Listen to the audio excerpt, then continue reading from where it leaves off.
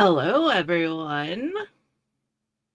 I would like to first off say welcome. I am happy to have everyone here for my very first stream. I am glad you're here. My name is Marie, and I have been clean from my drug of choice for 7 years as of the 2nd of this month. I used to reach out and advocate for myself as well as others on TikTok mainly. Um, I shared my story until it was being used against me in my divorce and custody battle with my now ex husband. That took 4 years for me to finally break free from that situation. So I guess you all are here to hear my story. So I guess we'll go back to the very beginning. I am a child and a grandchild of an addict. Alcoholism and substance abuse runs in my family. And I'm not saying that that's why I'm an addict. I'm also a sibling of an addict that chooses to continue to live as an addict. I had a choice, but my will was not strong. I gave in to the demon that is addiction. Because let's face it, it is a goddamn demon. It's a fight.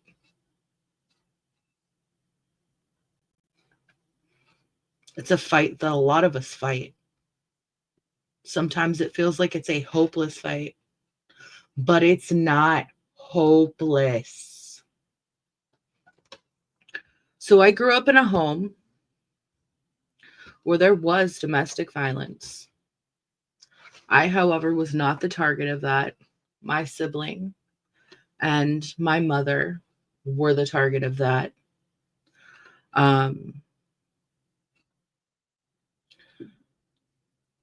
I seen a lot, so there's a lot of trauma there. My siblings started using at a very young age. Not surprising, right? You know, a lot of us use to cope with trauma, with things that are happening in our life.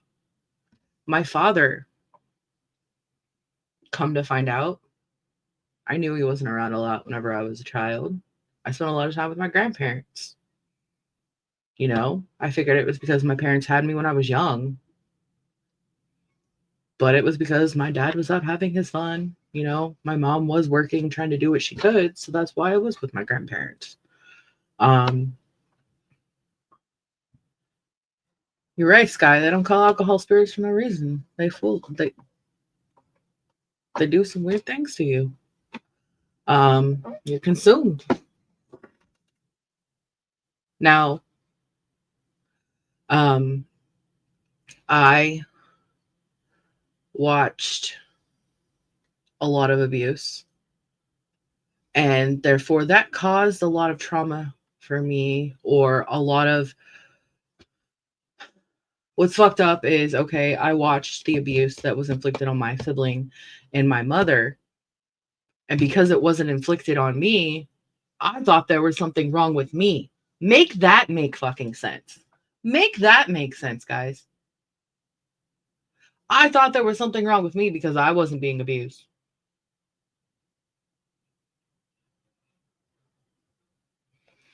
So, you know, we go through that.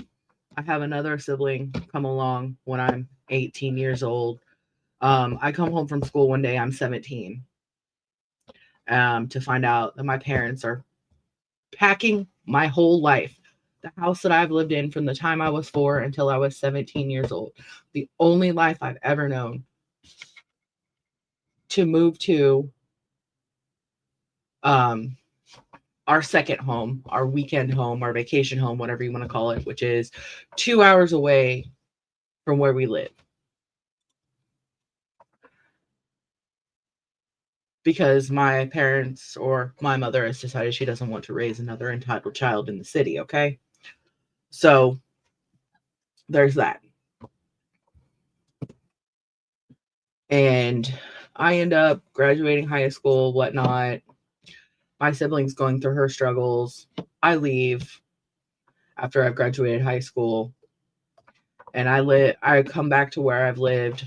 I do my thing for a while, have a best friend, have a roommate, you know, everything's going good, but I realize, I really don't have any life skills. I don't know how to live on my own. So I moved back down to the area with my grandparents where everything is done for me, everything is paid for. I don't really have to do anything. All that's asked of me is either I go to college or I work. So I go and I take my placement test for college, but I'm working at the same time. I've been given a car because that's how spoiled I was. I was a spoiled child. Um, I'm working and I'm working at Walmart. I'm cashier. And one night, this guy comes through my line. I think he's the cutest guy in the world, guys. So cute, so slick. We're just, shooting the shit, talking. He asked for a pack of cigarettes. And at the time, you didn't have to get cigarettes from the cigarette lane at Walmart. So I walked my cute little ass over to the cigarette lane, went and got his pack of cigarettes. And at some point in the conversation, we were talking, and he was telling me that he had just recently moved to town. And I was like, oh, yeah, I'm new to town too. And he's like, oh, yeah. This man slides me his number, or should I say this boy, because at the time I'm 18, 19-ish, and he's a year older than me or so, slides me his number, and I wasn't going to call him. He didn't ask for my number. He slid me his number. 2 days later, I called him. Find out he lives with his parents, but I really can't say anything. I live in my grandparents' basement. They made an apartment for me, okay? That's how spoiled I was. I had full free reign of the basement. I had my own apartment downstairs. We start seeing each other, we start dating, whatnot. And I start, spending more and more time with him. He's over at my house or I'm over at his house all the time. And one night he asked to stay late at work. I had a curfew. I was very respectable to my grandparents, very respectful. But one night he didn't have a ride home from work and he had to stay till like 3 a.m. And I got in trouble. And I didn't realize at the time, but he already had his nails in me. He convinced me weeks before to go make a second set of keys to my car. Because when I walked in the door, my grandpa took my keys and told me that my grandmother would have boxes for me to pack my shit in the morning since I couldn't follow the rules.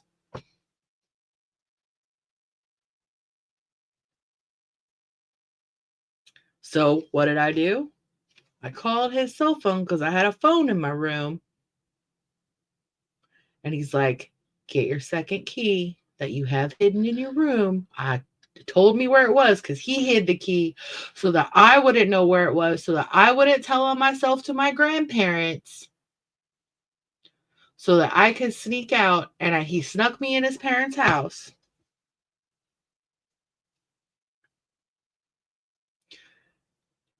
And essentially, I ran away from home and I never looked back. And it was on from then.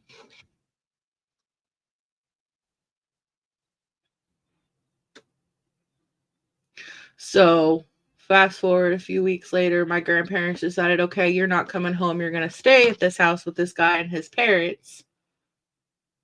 We're selling the house and we're moving to Arizona.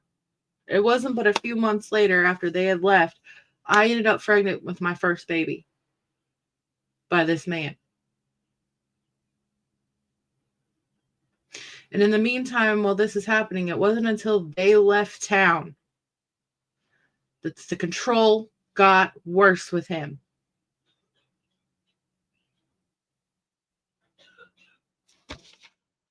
My computer keeps going to sleep on me. I guess I got to keep moving this mouse.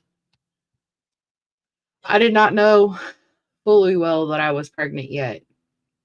It was the summer of 2004 that they left, and that was my first encounter with drugs. He had met somebody at work, and they come over, and they were all hanging out, and I didn't understand what he was doing. He just wasn't himself. And he was like, "Here, come try this." And I was like, "I don't know if I want to try it." He was like, "How about you try it, or I'm going to smack the shit out of you. Don't be a bitch. Don't embarrass me in front of all of my friends."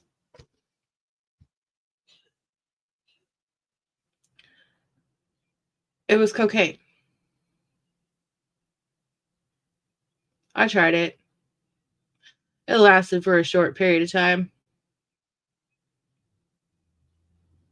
It wasn't great, to be honest. It wasn't great. And so eventually, if there's 20 people at your house in your apartment, there's not going to be enough cocaine to go around, right? So then he calls another friend, and the friend's like, "Oh, yeah, I can get this."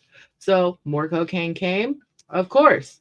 Because if you've ever done cocaine, I'm not telling anyone to go do cocaine. This is a recovery stream, this is a recovery community. I'm absolutely in no way encouraging anyone to go do fucking drugs. Do not do cocaine. Absolutely 100%. But if you've ever done fucking cocaine, there's a reason why it's an expensive fucking habit. The high does not last. It's an expensive fucking habit because you have to keep bumping yourself and bumping yourself and bumping yourself. And when there's 20 motherfuckers doing the cocaine, it don't last. So then the friend's like, "Oh, well, I can go get this." Me not knowing what the fuck it was methamphetamine.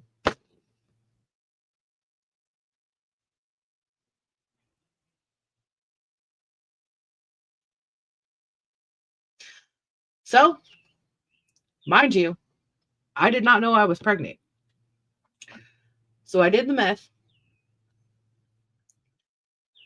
and I got sicker than shit.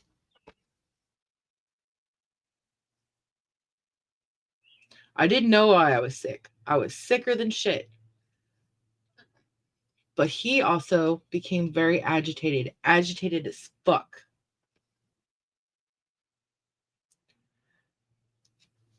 Also, keep in mind, I'm pregnant. Didn't know I was pregnant. He became so agitated with me because I was sick, and I didn't want to. I guess I was irritating him because all he wanted to do was just play video games and just be whatever. I was being a Debbie Downer. I wasn't enjoying myself. Whatever. I got thrown down the fucking stairs. I had the worst ass beating of my life. I will never forget that ass beating. But I'm thank God that I didn't feel it because I had the drugs in my system. But I know it was one of the worst ass beatings of my life because I felt it a day or two later.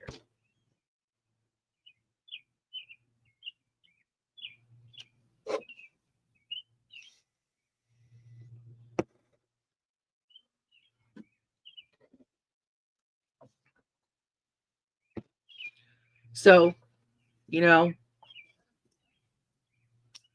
and then I found out after that, we moved past that. We didn't do it again. We ended up breaking up a few years later. There was a custody battle. Like a year later, there was a custody battle. A DNA test ran for that kid. I'm trying to give you guys short versions. I'm not going into full details with everything. I'm cutting the crap. But so there was a custody battle for that. I had willingly given, we had separated, and I had gotten my own place. I had as far as his parents knew and my parents knew, I had gotten my own place. We weren't seeing each other. We weren't having anything to do with each other.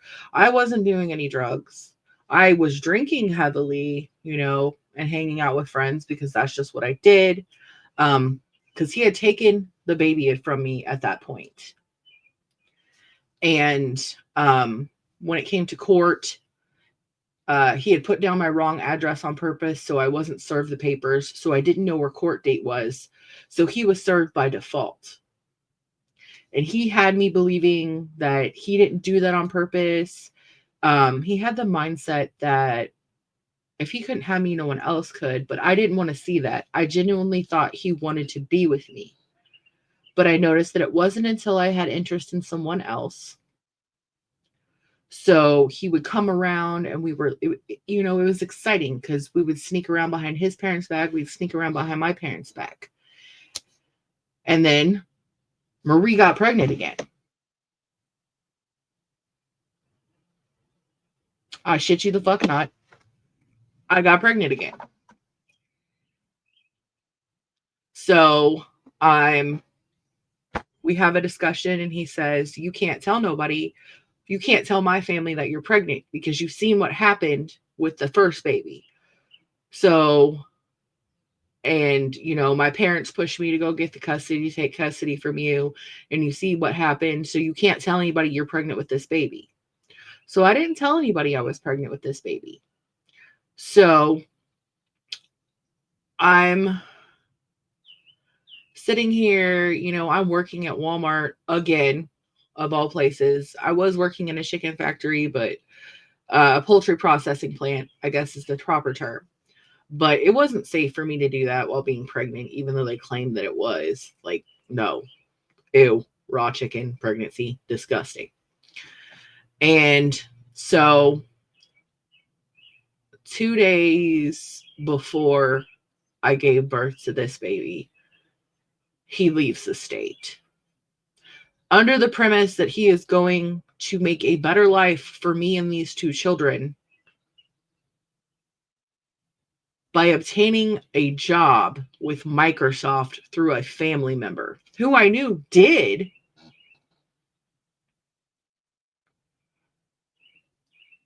work for the company, but it was a lie.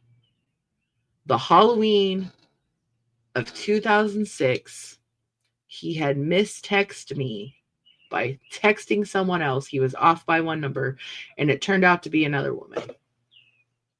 And they started talking. Go figure. She ended up living in another state. So he had left sneakily to go be with her. And for the next 4 to 5 years, I didn't hear shit from him.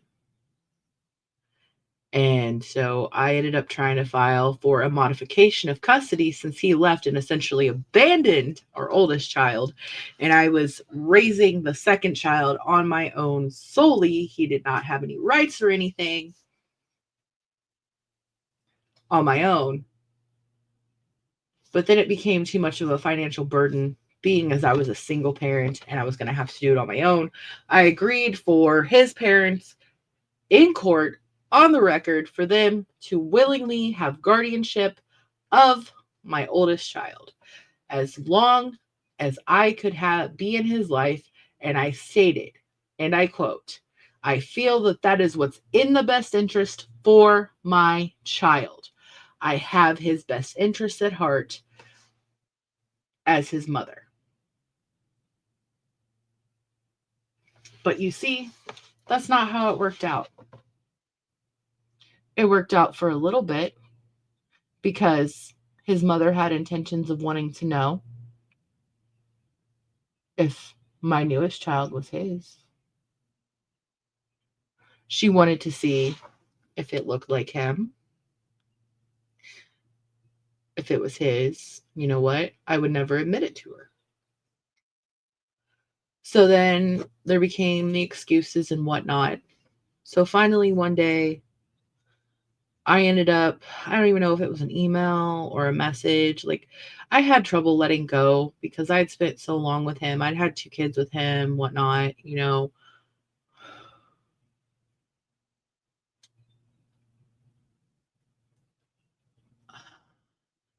wanting to see what he did to me, I guess. But I was like, why is it your parents won't let me see my child? And then it became, oh, well, I'm not with her anymore. This is what's going on in my life and whatnot. And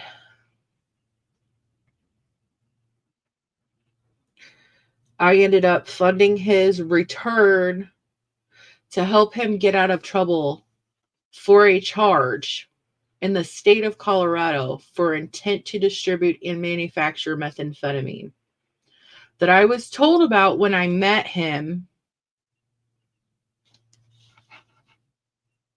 But I was told that his friend is the one that did it, and it was just in his apartment and he got in trouble for it.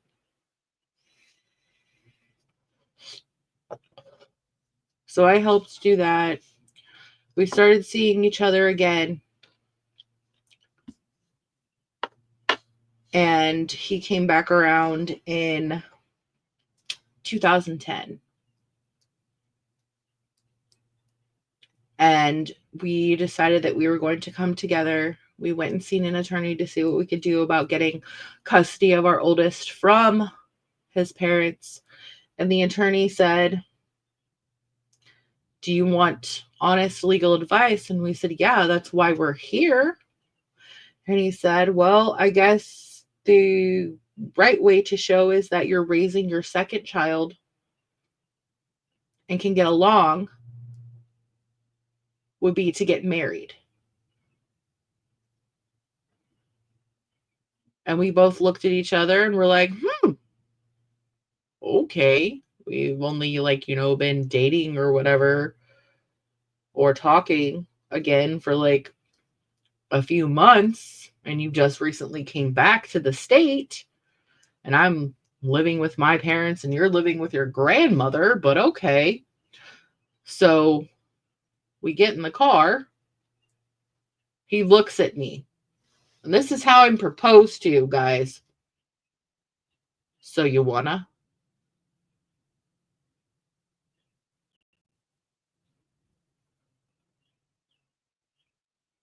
And of course, getting me is like, yeah, let's do it. But to be fair, I was thinking, I'm going to get my oldest baby back.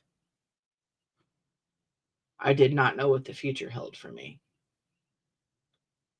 So this was in June or July of 2011.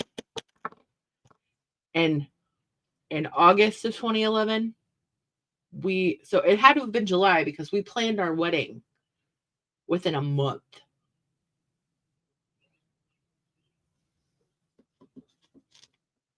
And we were married. So we got married in August. And by November, I found out I was pregnant with baby number 3. And I mean, so without his parents involved, with just my family involved, just us and our second child, and me being pregnant with the third one, he was absolutely perfect. He was not abusive. He was not narcissistic. He was sober. Like we were on the right track. We were living that happily ever after. We had a nice 2-bedroom apartment. All of our bills were paid. Everything was perfect. We were going to church. We got married in the church that I was baptized in whenever, we were still associating with his family, all that good stuff. We were doing it. We were living the happily ever after. We were both working. I was working a part-time job. He was working a full-time factory job. Everything was great. We were happy. We had everything. I felt loved. He felt loved. Our child felt loved. Our soon-to-be child felt loved. It was great. I felt like I was finally getting my happily ever after. My father had even told my mother on my wedding day, I was worried about her. I thought she would never get married. And he cried. And I was just like, that's great. That's fucked up. But okay, cool. So we find out I'm pregnant, you know. Um, we end up having that baby, baby number 3. Perfect. Everything is awesome. And, we're still going good. And right after we have that baby, his mom reaches out to him. Somebody from the church that still talked to his parents reaches out to his mom. Or maybe it was right before I had the baby. It was right before I had the baby because I was doing grocery shopping and I had dropped him off at a restaurant that was not too far from the grocery store to be with his mom. And so she dropped him off and she was like, "Oh my God, you actually look pregnant this time." And I looked at her and I said, "Yeah, I didn't have to hide my pregnancy from crazy people this time."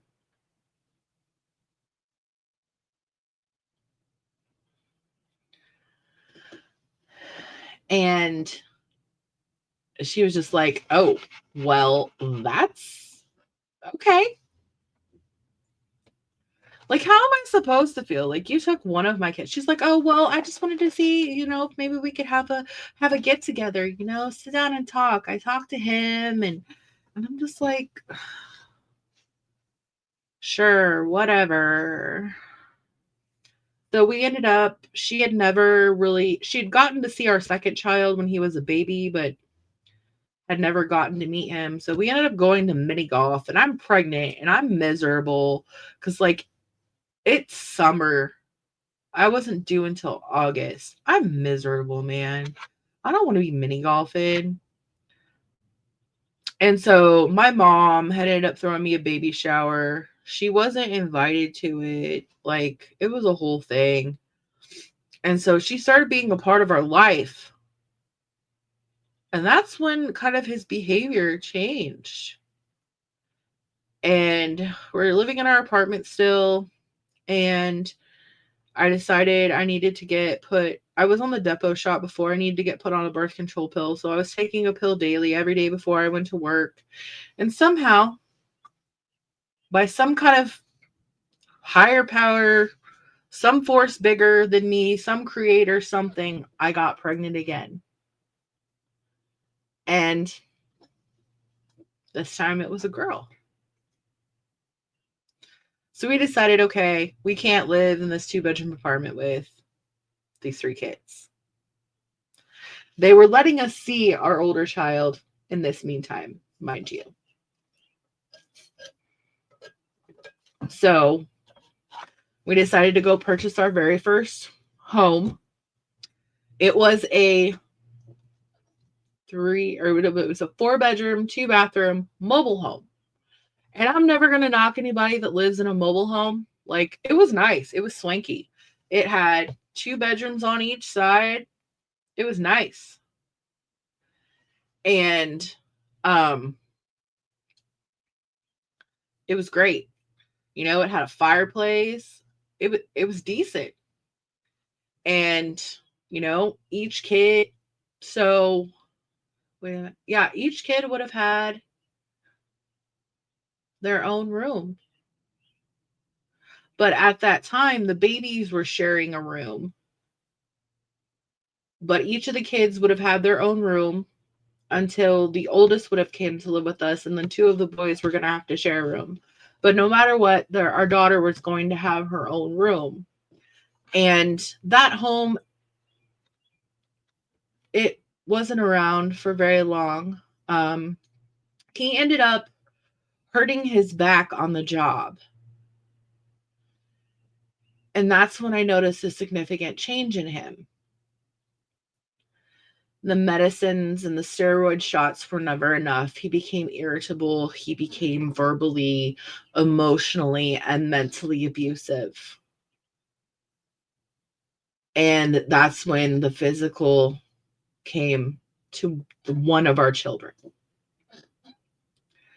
And any time that I tried to correct it, that's when, I was wrong. I was too easy on him.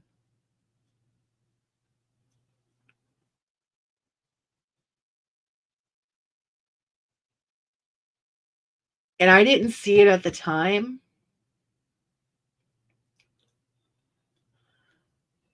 but I married an addict because the medications were never enough for him. Even when he wasn't in pain, he was always in pain.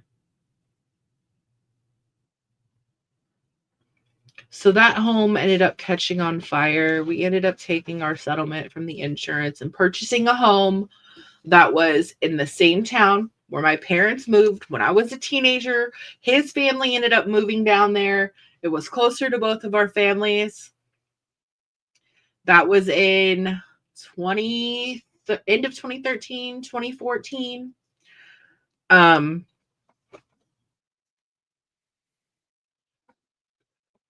we lived off of that money for a little bit, bought our house, everything was good.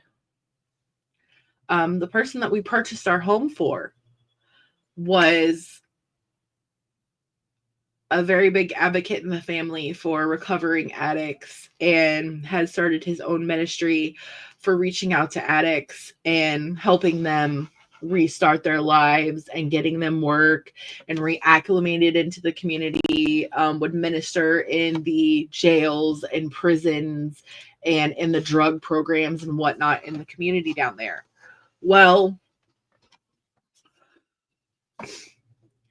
since we did it for sale by owner, um, and it was a small town. What's about to be told to you, he finds out about. So I ended up getting a job in 2015 at a gas station.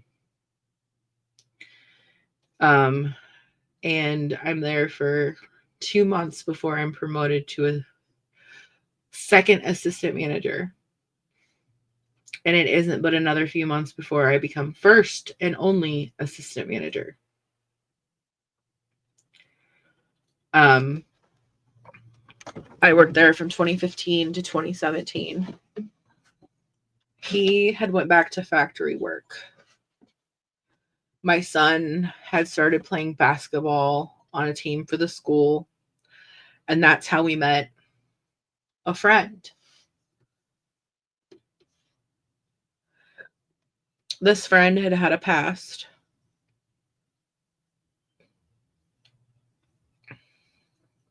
and he had said that he'd hurt his back again while he was at work.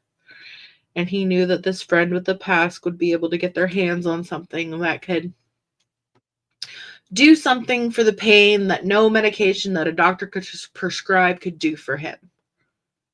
And he would only ask me to ask that friend just this one time.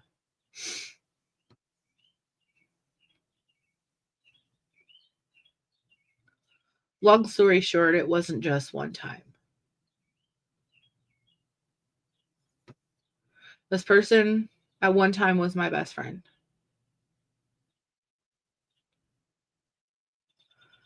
Um, it was methamphetamine. It was brought into my home, and I didn't enjoy using it years ago. I didn't really, I mean, I enjoyed the way that it made me feel at that time when I tried it again, because let's be real, it made sexual gratification better. It turned him into someone that I wanted him to be. He wasn't mean. He felt more loving. He felt like when he it felt like when he looked at me that I was the only person in the room. That there was no one else there.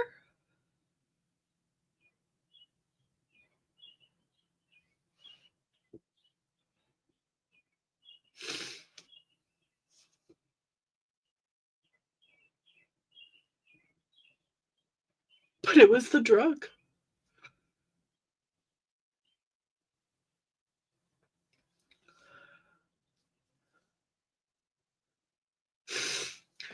It made him be the man so badly that I fell in love with.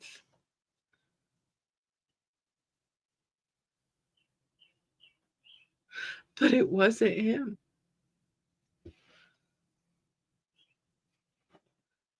And all it did was deteriorate my mental health. And he watched it deteriorate my mental health. He watched it break me down, and he helped it break me down.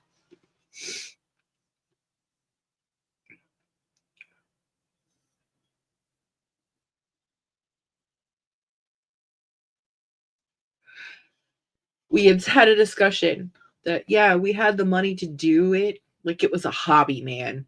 We would do it, on the weekend, but not every weekend.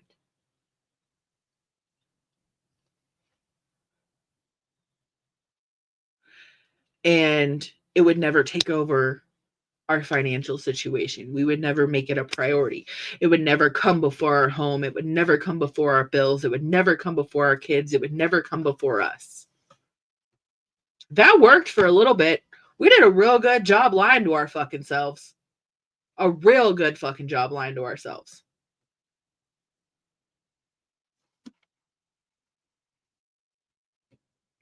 But eventually, we were selling our fucking possessions.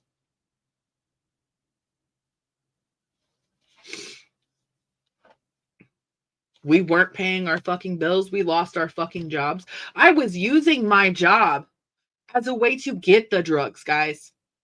Because so the gas station that I worked for, basically it was a box that sat in the middle of these gas pumps, was where cashier and everything was. So the bathroom was like, you had to go out of the cashier box to go to the bathroom. So someone will put it in a baggie in the toilet tank. Or they put it in the bottom of the trash can under the trash bag, and that's where I'd put my money, and then they'd put the drugs there. Like, there's a will, there's a way. I would drive out in the middle of nowhere to meet somebody for drugs. Like, there was a will, there was a way. There were many of times that I said I wasn't going to use, and I would just let him go into the laundry room with whoever and do those drugs. A lot of the times it was with my supposed best friend. But I had FOMO because I felt like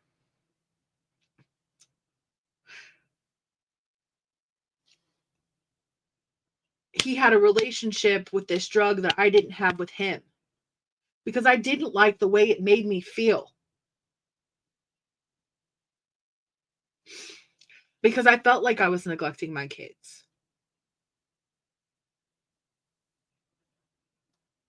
But there was always that, oh, well, you know what, you suck because you won't use. There was always some guilt to it because I wouldn't use.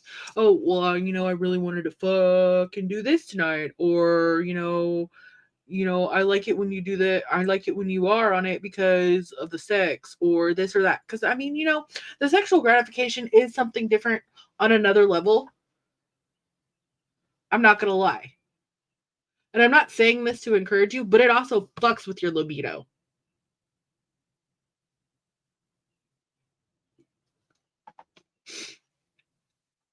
Yeah, it can be used for a man to maintain an erection, but just like alcohol, eventually, you know how when you're on alcohol you get whiskey dick, eventually you get something called fucking dope dick. Eventually you aren't going to be able to maintain that fucking erection. And a woman, eventually you aren't going to be able to achieve a fucking orgasm. Just putting that out there. It fucks with your libido. It's going to be real great for a minute, and then it's not. It's going to fuck you all the way up. It fucks with your pH balance for women. Like, even if you cleaned your shit, you still going to smell some type of way. It takes you completely out of fucking whack. Fucking, what is her name? Ash Trevino ain't got shit on you. But keep doing that shit. Keep putting that shit in your body. Ash Trevino ain't got shit on you. Fuck.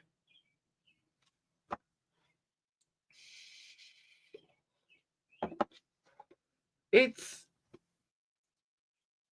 I don't even know.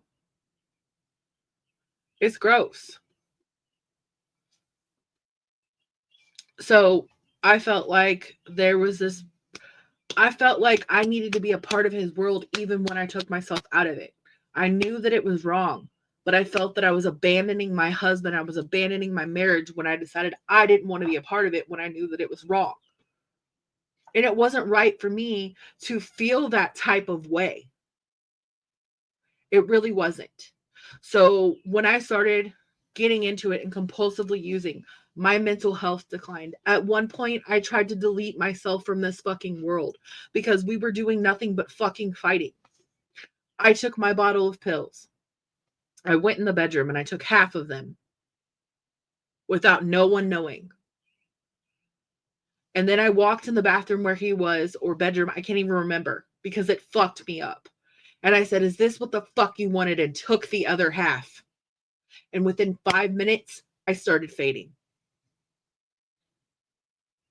And I was not thinking. I was not fucking thinking. I did this in front of my kids. My 18-year-old can tell you to this day because he fucking witnessed it all. An ambulance had to be called. I slept. They didn't pump my stomach. They let it run its course. I slept for 2 fucking days and then I had to go to a fucking cognitive center, a cognitive rehabilitation center, I guess is what they called it, which was a fucking mental health facility. I could not tell them no because I was a danger to myself. And because my husband fucking signed a paper saying I had to go.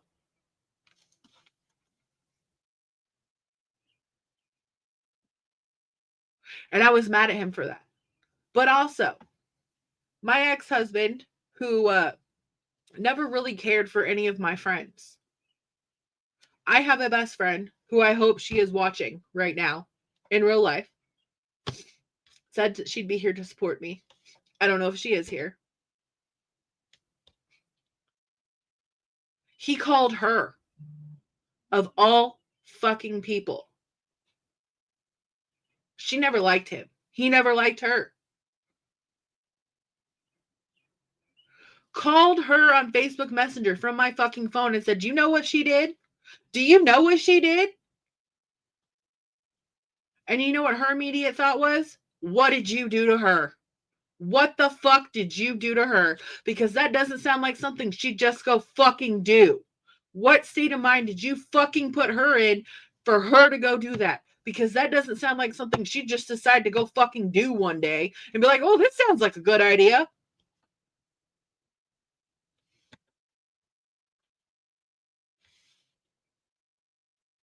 Because anytime that I was on the phone with my family or anytime that I was on the phone with her, I had to be on motherfucking speakerphone.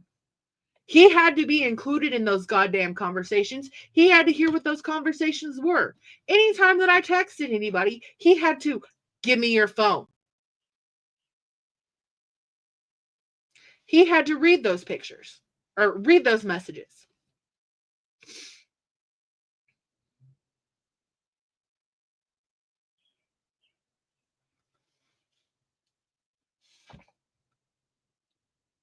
So I went to that facility. I begged them to let me out. They wouldn't let me out. I did get out early though because I told the doctor all this stuff. Well, he tried to tell me that the doctors that they tested me for drugs, and that's when he started spinning it on me and going and telling everybody that I was on motherfucking drugs. Didn't say shit about him.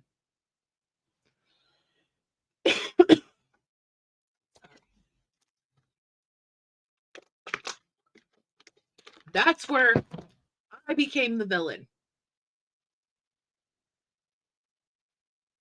Now, I will say, I was not mentally or emotionally strong enough to participate in partaking of the drugs because they whacked me out of my fucking mind. He, on the other hand, was so accustomed to it that he was good at hiding it until he fucking wasn't, and I learned his fucking tells.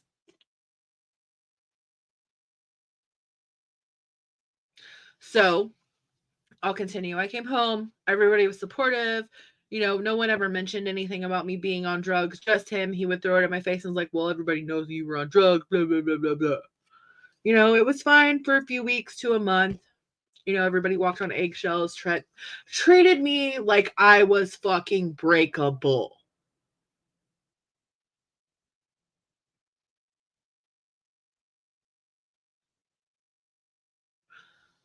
I've always been breakable. Why is it now you all are so fucking concerned? Can you tell me that? So, the day I get out the hospital, mind you, he has no fucking license. He drives up there to get me. Acts like a doting fucking husband as we're sitting there and I'm getting discharged, cuddling me, kissing me, holding me, drives me home. As soon as we get in the house, he wants to engage in sexual activity. Surprising? No. But right before we engage in the sexual activity, what the fuck does he pull out? Any guesses?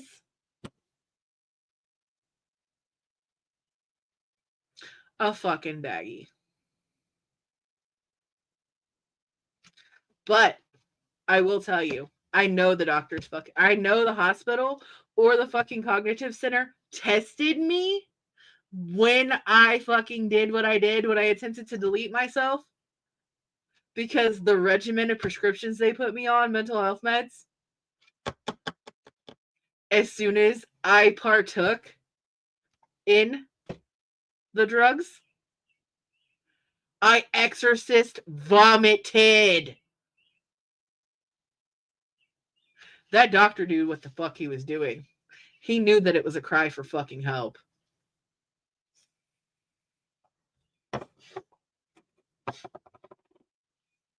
He was one smart motherfucker. But I figured out what medication it was. And I stopped taking it immediately. And I thought that was my rock fucking bottom. Turns out it fucking wasn't. So out went the fuck. What medicine is that? What's that? Gabapentin. It was gabapentin. Gabapentin would make me exorcist vomit if I partook in methamphetamine use. So, yeah.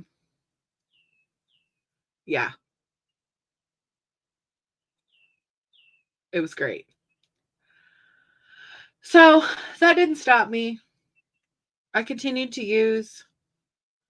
There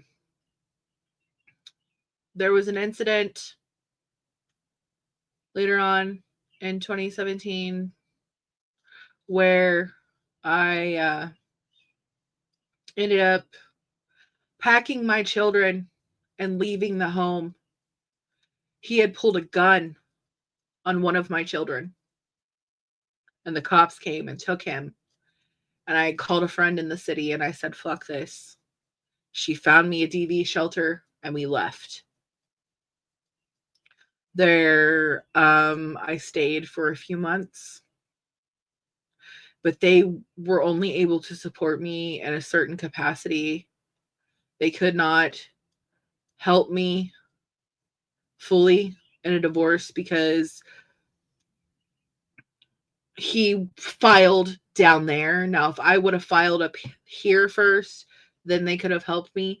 But he was always quick to file on me before I could file on him. And that's what happened this last time.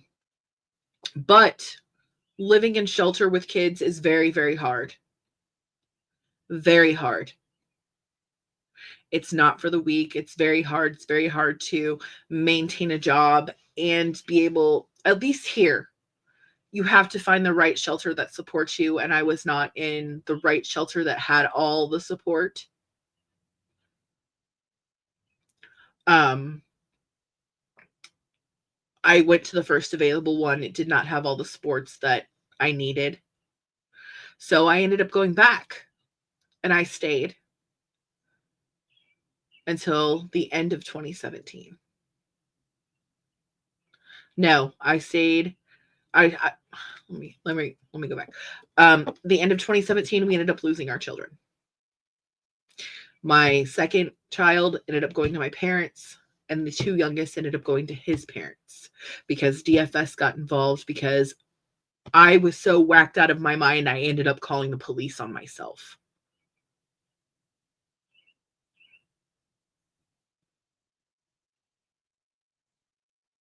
And putting us on the radar. But you know what? That's the wake up call that I needed.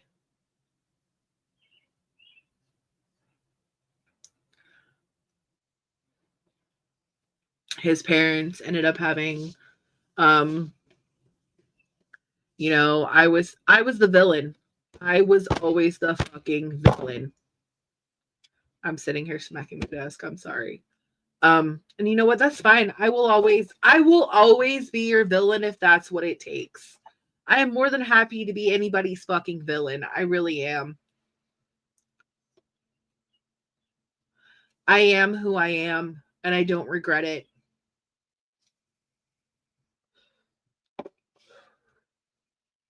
I am who I am because of everything that I've went through in all actuality. No one can use my past against me because I am not that person. I am the person that's sitting here telling you everything today. Um, so we lost our house in February of 2018. Um, the last day that we were at our house, we had to move out.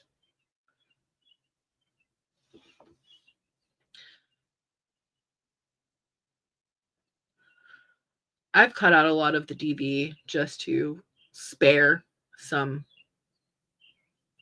triggers for some people.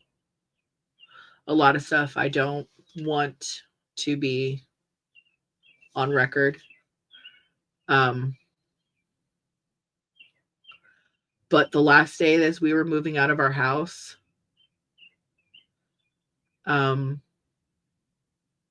we had been removed from the property, it had been locked, the locks had been changed, we'd been kicked out. He decided with a truck full of people to pull into the driveway so that everyone could get high. And I threw an absolute fucking fit. And I told him that this was asinine, it was stupid. He got out the car, started calling me a bitch, and it was cold that day. There was an ice storm coming. I was wearing a dress with jeans underneath. Like, I was dressed so inappropriately, guys. Like, and I had a sweater on. He headbutt me while wearing a baseball cap so hard he broke my fucking nose.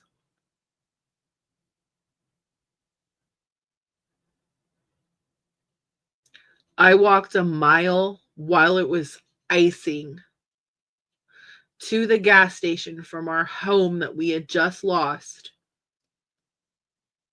along the highway to the gas station that I knew my mother worked at, where a friend of mine was working, to ask to use the phone to call my mother to come get me, but she couldn't come get me because she lived 7 miles outside of town down a state highway that was covered in ice. I was gushing blood. So I had to call an ambulance. And an ambulance took me 30 miles to the nearest town to the emergency room where I had to sit and wait. I had a concussion and my nose was broken. I had my phone. And so he ends up texting me the next day and was like, I don't know where you went. I don't even know what happened. I didn't do that. So my mom ended up coming and getting me the next morning. And the person that was a neighbor at my house was seeing us as we were walking out the ER, and he just shook his head. He had already knew what happened.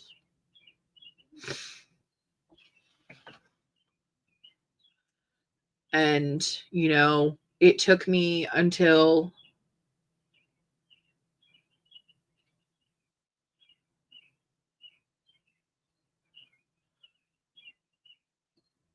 so that was February. I was essentially homeless from February until May 15th, 2018. So from February 2018 till May 15th of 2018, I bounced from my mom's house and a friend's house in that area until I finally moved up here. I was sleeping in the truck with him because I couldn't quit him. I didn't want to give up on him. And I tried to stay clean. I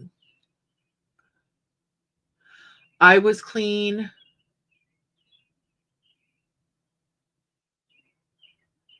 89 days.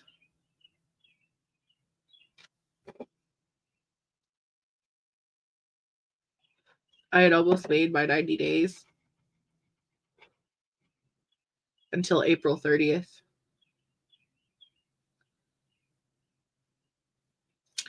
And I ended up relapsing that day.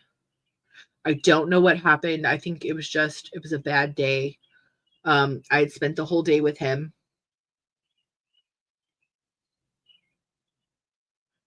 March 30th. It was March 30th. No, it was April 30th. April 30th. I'd spent the whole day with him. We had gotten in he shot me up. That's what it was. He shot me up. And for some reason, I could smoke it. I could eat a rock. I could snort it. I could hot rail it. I could do other things, but shooting up, I could not handle it. I would lose my ever loving fucking mind. And we got in an argument. We were driving down the road, and he was relentlessly punching me in my face as I was in the passenger seat. And we stopped at a stop sign in the downtown square, and there was a sheriff's deputy at the other stop sign, and he goes, "Be cool, be cool, be cool." And I remember thinking to myself, why do I need to be cool? You're the one sitting here fucking beating the shit out of me.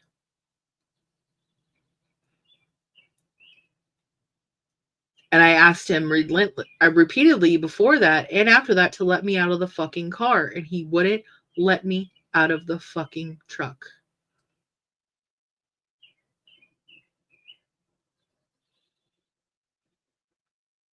So after we go through the four-way at the downtown square, we come to a yield sign before we get on the highway. And I had told myself before we got to that sign, because I knew he was going to have to yield, I had said, because at the time I was talking to God, and I had said, God,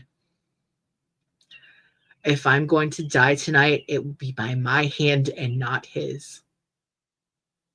I opened that truck door and I jumped. And at the time that I was doing it, the truck was stopped. He fucking floored it thinking I wasn't going to jump.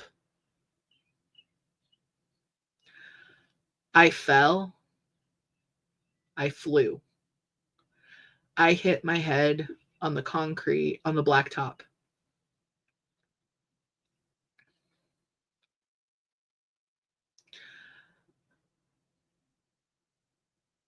I was so dazed and confused from hitting my head. I thought my arm was broken when I lifted it up. Like I was so fucked. I mean, I'd had drugs in my system. I was fucked, guys. Um I He came and picked me up off of the blacktop, shoved me back in the truck, and began yelling at me and telling me how fucking stupid I was. Driving recklessly, thrashing me about the fucking cab of the truck. Ugh, frog in my throat.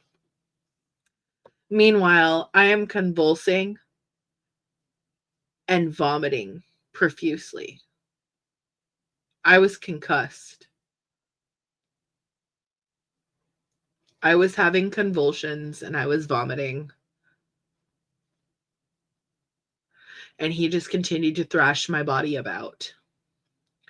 So he was calling people. I remember that. He was calling people and saying, you know what this stupid bitch just fucking did?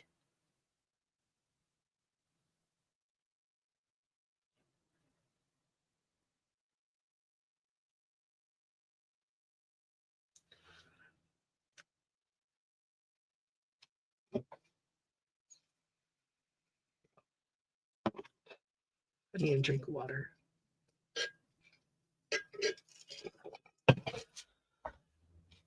And he's not telling them anything that he did. It's just how stupid I am for jumping out of a fucking truck. Why did I jump out the truck, dude? What did you do for me to want to leave you that badly, to want to escape the situation? So he finds the state highway that my parents live on. And I'm enough with it to tell him that I know where my parents live, but I'm not going to tell him where my parents live. The last thing, it's like 2:00 in the morning. The last thing, my mom's out of town, actually. My mom's in another damn state. My mom's on vacation. Okay. Why am I going to have you take me in this condition to my parents' house? At this point, my parents have went through all of this shit with my sibling already at this point. And my mom's already made it clear she has no compassion. She has no oomph, no drive, no desire to want to go through it again. And I don't blame her. I really don't. I don't see it as being disheartening, uncomforting, unwilling, or anything. I understand it because I understand it. I just do. And so I'm not telling him. Well, he pulls over on like there's several gravel roads off of the state highway. It's in the country. And he pulls over on one. He opens the passenger door, takes his foot, and kicks me out. So I'm crawling because I can't walk. I am so dizzy. I'm severely fucking concussed, y'all. I know I am. I remember the feeling very well. I'm crawling from the gravel in the weeds to the blacktop, hoping to get to the blacktop to flag down any car that drives on the highway. And there's one, and I'm trying to lift my arm as high as I can, and nobody fucking sees me. Nobody sees me. They don't see me. 2 cars pass. They don't see me. I'm trying to yell help. Stop. Nobody sees me. Finally, I give up because I hear him. Where are you, you stupid bitch? Where the fuck did you go? So I crawl back over to the truck. And for some reason, he's grabbing fucking weeds and shit, and he's pulling them out of the ground, and he's shoving them down the front of my pants, calling me a dumb whore, telling me I'm a fucking bitch. You're fucking stupid. You know that? You know that you could have killed yourself tonight, but I saved you.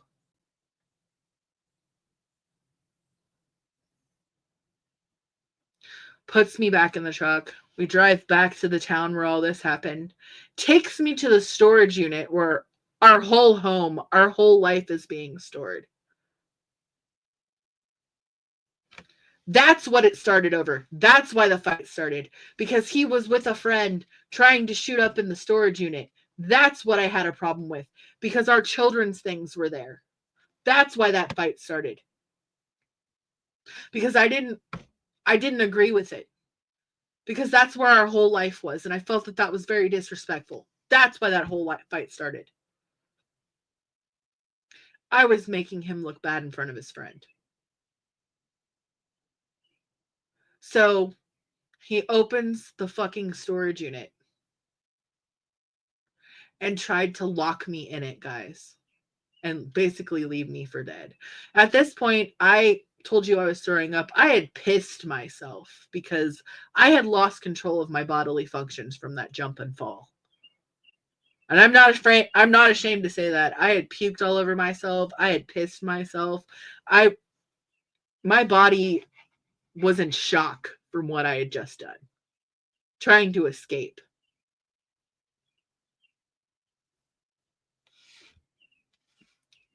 But someone was looking out for me. Call it God, call it divine intervention. I don't know what I call it. Throughout this whole motherfucking debacle, and you can believe me or you cannot believe me, my phone was in my bra the whole fucking time. So when I heard that truck pull away, I called my parents' house. I had forgotten my mom was out of state at the time. My sister had answered the phone, who was sober at the time.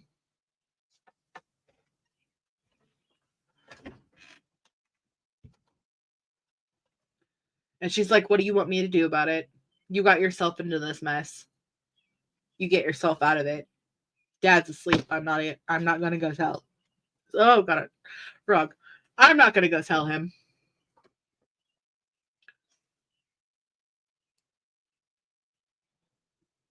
I called my best friend, who I told you about, that had introduced the drugs into, that he had asked me to call in the very beginning, who had brought the drugs into our life, who had asked to bring the drug into our life, who was sober at the time.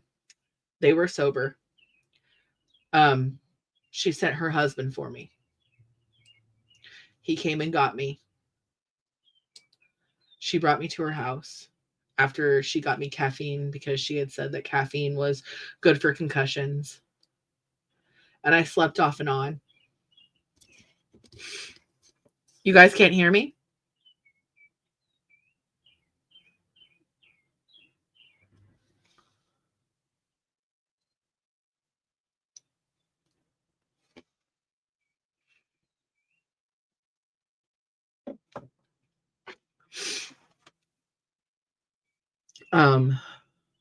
I had slept off and on, and I woke up and I just had a massive freaking headache.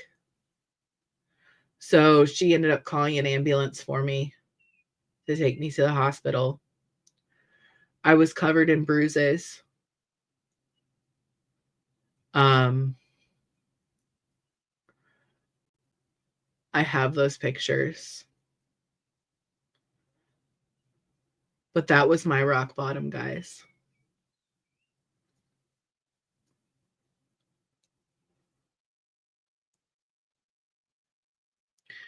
April 30th, 2018 was the worst day of my fucking life. April 30th, May 1st was a nightmare.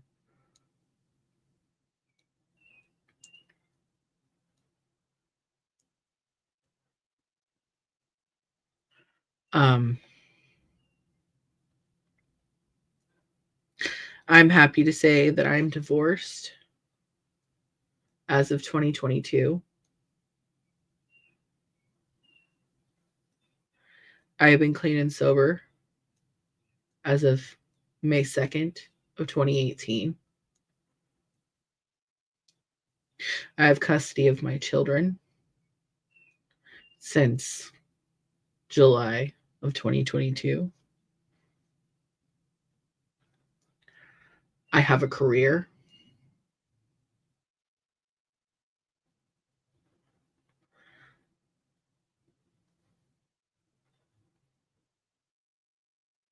I own a home. I've made a fucking life for myself.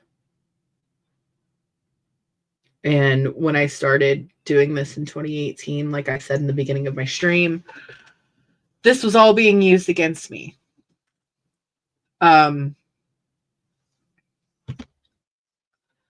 So, you know, that's my story.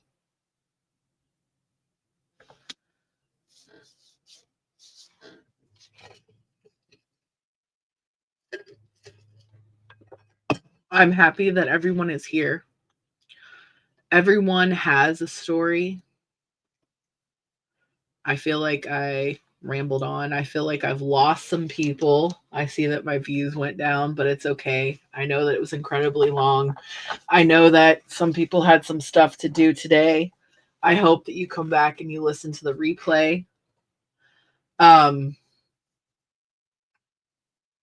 I do have some other things that I wanted to share with you guys.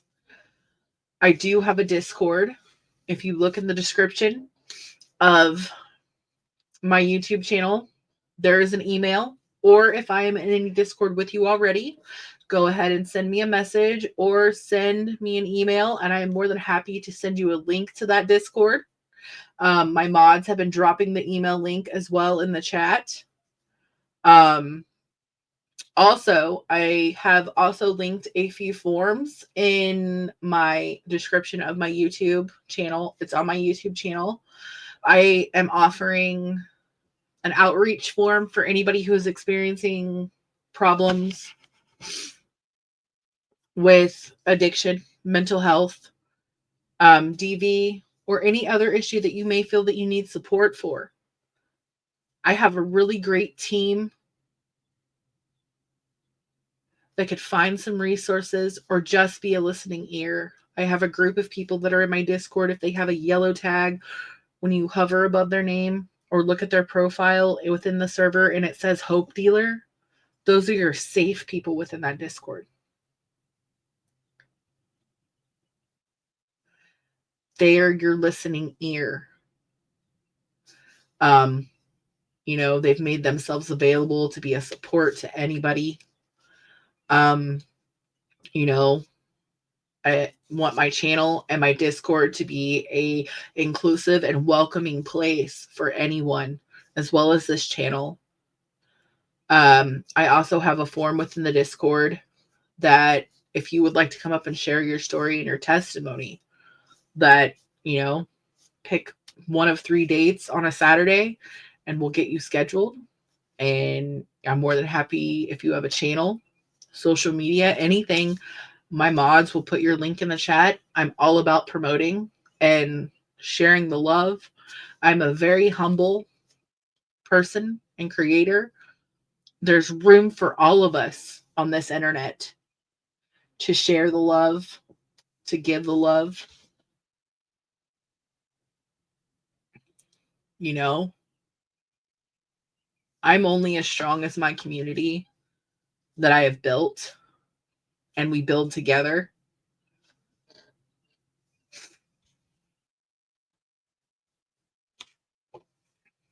Then I also have a anonymous advice form.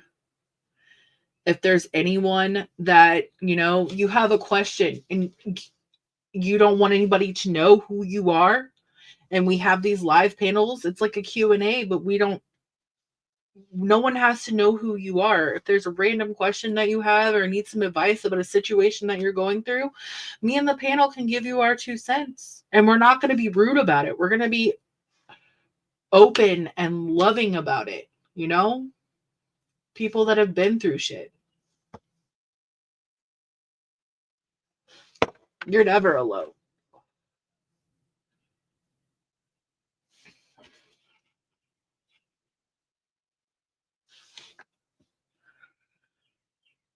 I am here for anybody that is struggling with anything. I will help in whatever way I can.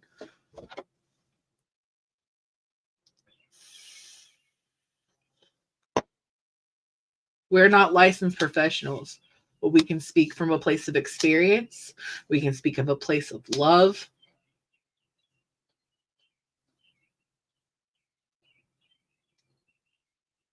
It would be anonymous because I have the form is anonymous. It says on there, do not use your name, and it comes to me via email.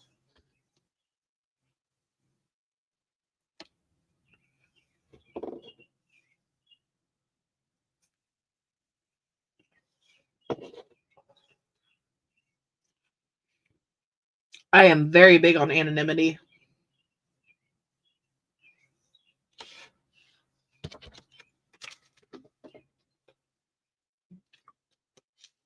And inclusivity.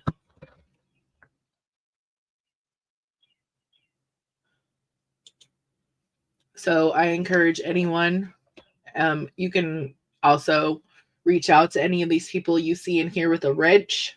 If you're in any like-minded discords with them, they can shoot you a link to the Discord.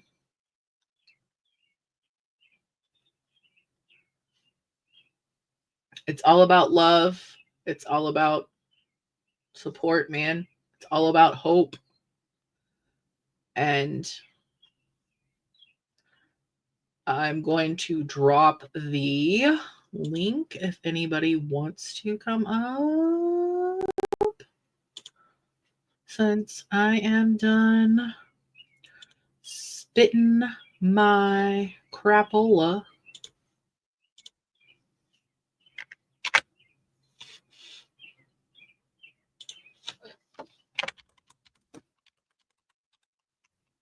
I'm new at this, guys. I appreciate everyone that has come and been here. I don't think I've done too bad so far.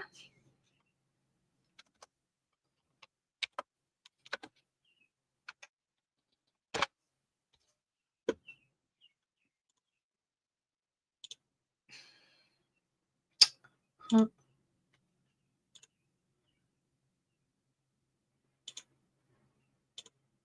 There we go. So I appreciate every single one of you that has been here today. I hope to get better at this as we go on. Not everyone is going to be like this. You know, we can sit here, we can vibe, have different discussions, different topics every single time. You know, the message is hope. There is hope. It's not hopeless. And don't ever feel like you're being selfish. Recovery is a selfish fucking thing. You are a fucking priority.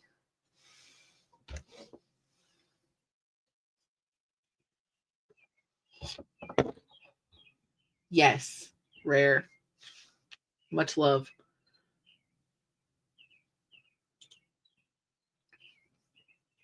They don't lie when they say that recovery is a fucking selfish thing. It is a selfish motherfucking thing. Really?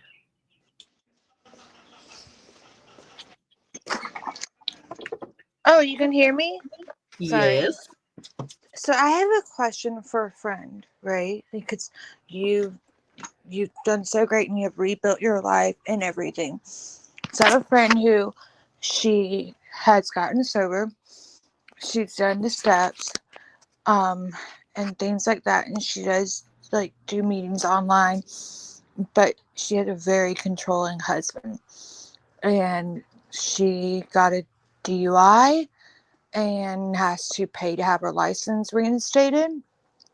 And even though like her car's in her name paid off, everything like that, he, because you to get a job and to go back to school and different things or run errands, you have to have your car. He will not pay for her driver's license, and it's been a couple of years now. And it's like the control tactic because he doesn't want her. Like, for instance, he didn't want her going to meetings by herself, so he would go with her. And he has narcolepsy, and so he'd be like nodding off at the meeting, and people thought he was like under the influence. What would you like? What would you say to that person? How like what is the step to get where they're able to support themselves and be, you know what I mean, be able to be all right and not be so dependent on someone? Like I said, it's recovery is selfish. That person's gonna have to have the hard conversation and put their foot down and tell them they mean all the fucking respect. But like, look, this is something I need to do for myself, and this is how it is. And this is what I need from you. This is how you can support me. Yeah, And I understand how you feel, but this is what I feel when you do these things. I do know, like, when this person got back from treatment and they were off of everything, um, their spouse was still using, like, um, benzos and things like that. And for the first, like, I want to say, like, the first, like, 90 days, she made it, like, not taking anything. But then her spouse got to her and was like, "You have anxiety," which, yeah, she does, like, get anxious easily, but it's like, "You have anxiety. You are just one of those people that have to take it." Blah blah blah. So broke down. That person broke down and went back and got back on the benzos and stuff. And it feels like one step forward, two steps back, or that, like, they're stuck. You know what I mean? Like, just running in place. I So, mean, and they may even need to take a break from each other. You know, a trial separation may even be what's needed. And I know it's hard when if there's children involved, yeah, but you got to do what's right for you. yeah. I'll let her know. I just was trying to figure out how that can work. Like, how can you be with a spouse? Like, if she was to get off the medications, like, just detox and, like, not even have to go to treatment again. Um, I don't I even know how know. you could how I don't know how you could be in a relationship if you want to be sober, but your partner still uses, it's prescription medication, but it's still, you know. So I know that that's what I had to do, and I didn't tell that part of my story. Hmm. That's why I was bouncing between my mom's house and my friend's house because I knew that he was still using and we could not be together if I was trying to maintain my sobriety. And that's why I ended up relapsing on 89 days and not celebrating my 90th day because I ended up spending the whole day with him and he was using because I knew that we were not good together. There was no way that we could function together if one of us was using and the other one wasn't. Two addicts do not work together well if they both are not clean. And that's just my opinion because that's what I've lived through. And I found that even, out here being divorced and trying to date, I can't date another addict that is active. I can't do it because it's going to make me backslide.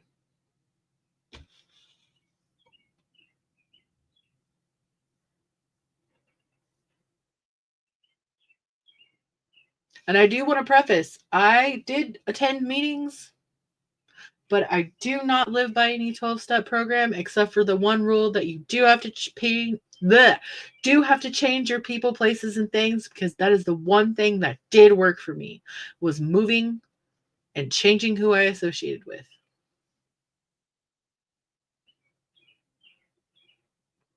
And progress, not perfection, is very true. But yeah, that's my advice, Charlie, is there may need to be some boundaries, like Dawn said, and maybe some separation. You know, you can still love that person from a distance, but have your boundaries because you can't pour from your cup if someone's constantly taking from it. There's nothing for you to fucking pour, and vice versa.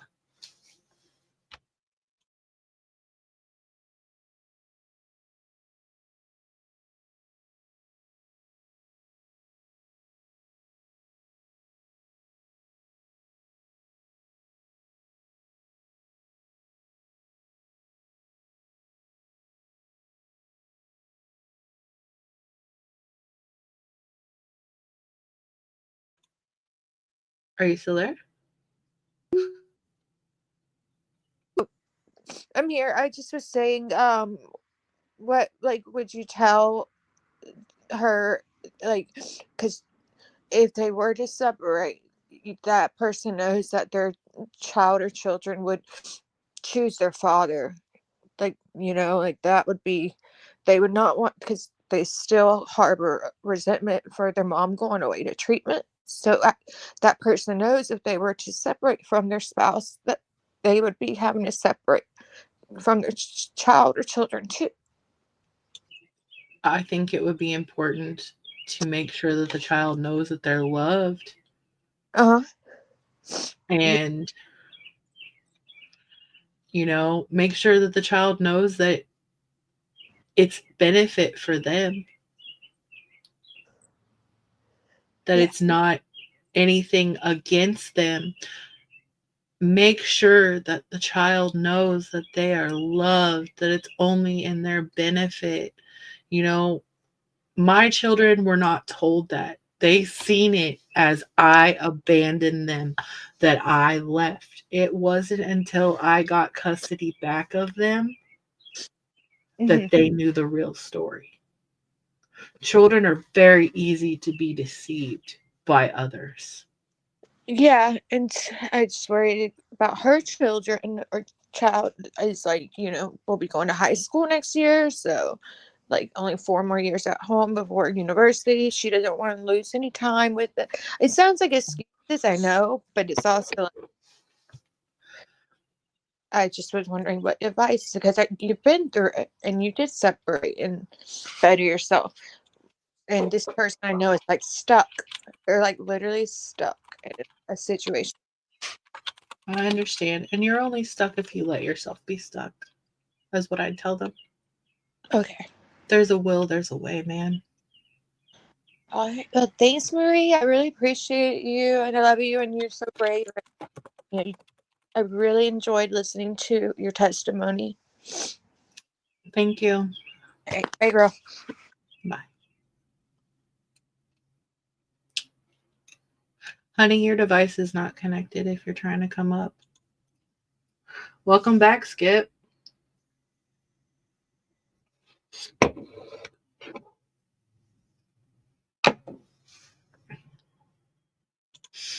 So, yeah, I don't, I started out in the meetings in the rooms um, when I was trying to show when the DFS got involved. I was doing everything that someone who was enrolled in the drug court program was doing. I didn't have the sheet that somebody was given in drug court. I got my own notebook and I was having the chair of the meeting sign and date every time that I walk through those doors to show Department of Family Services that I was attending these meetings. I was going through an outpatient program through the local mental health facility. I was also seeking mental health services. I was eventually invited to what was called CRT therapy, which was cognitive, it was like rewiring of your brain therapy, that they only brought in people that were in the drug court program. They thought that I could benefit from it because I was serious about my recovery. I eventually got to a point to where I was chairing my own meetings. But then I thought about it. It just wasn't the place for me because I was watching everyone that I was watching walk through those doors. I lived in when I lived in that small town down there. So I went to one that was in one of the small towns and it was bigger than most of them. Then the one in the little town that I lived in, yes, cognitive reprocessing. When I lived in the smallest town that I chaired the meetings in, there were people that would come from other communities from like 30 minutes away or whatever. They did this thing where they would come and like crash meetings, like, just to show support. Well, this one car full of people showed up, and one of the people that came into a meeting before they walked through the doors was riding in one of the cars and was slamming a gosh darn beer. And I was like, how are you going to walk through these doors, participate in these meetings after what you just did? I also know that NA practices complete abstinence, but I know that there are certain things that people still use, like such as nicotine. You know, a lot of people that go to meetings, um, like the one that I went to that was bigger, we used to smoke in the rooms. We were allowed to smoke in those rooms. And by all rights, nicotine is a mood mind altering substance. And that's what NA describes an addiction. Is it not? So therefore, I felt that that was hypocritical. It was hypocritical for you to be sit here and tell us that we are to abstain from all moon mind altering substances, but yet you're going to sit here and let us smoke in a room that's, and the nicotine is a mood mind altering substance. So I was like, what? But I also felt that, okay, you're putting all of us in a room that have done some shady things.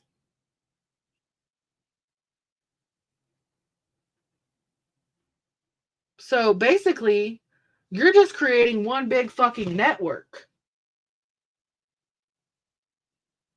My ex used to say that he couldn't go in those meetings after so long because it was a trigger for him.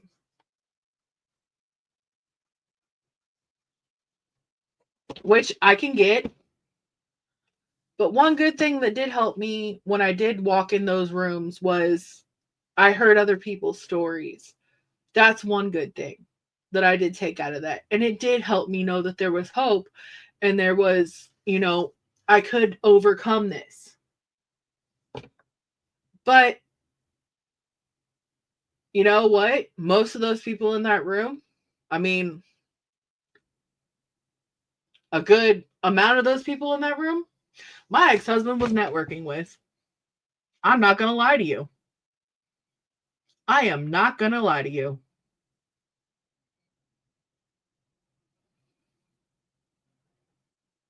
I mean, I met my sponsor in there, and she was a good lady. She was a real good lady. But one of the biggest drug dealers in the county was in those meetings.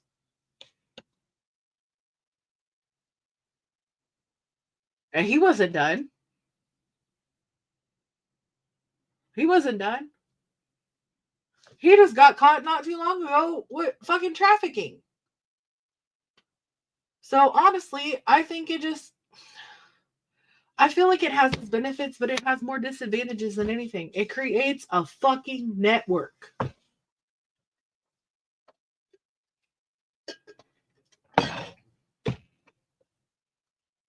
I don't know. I feel like it creates a fucking network. Like, oh, look, there's someone else I can get hooked.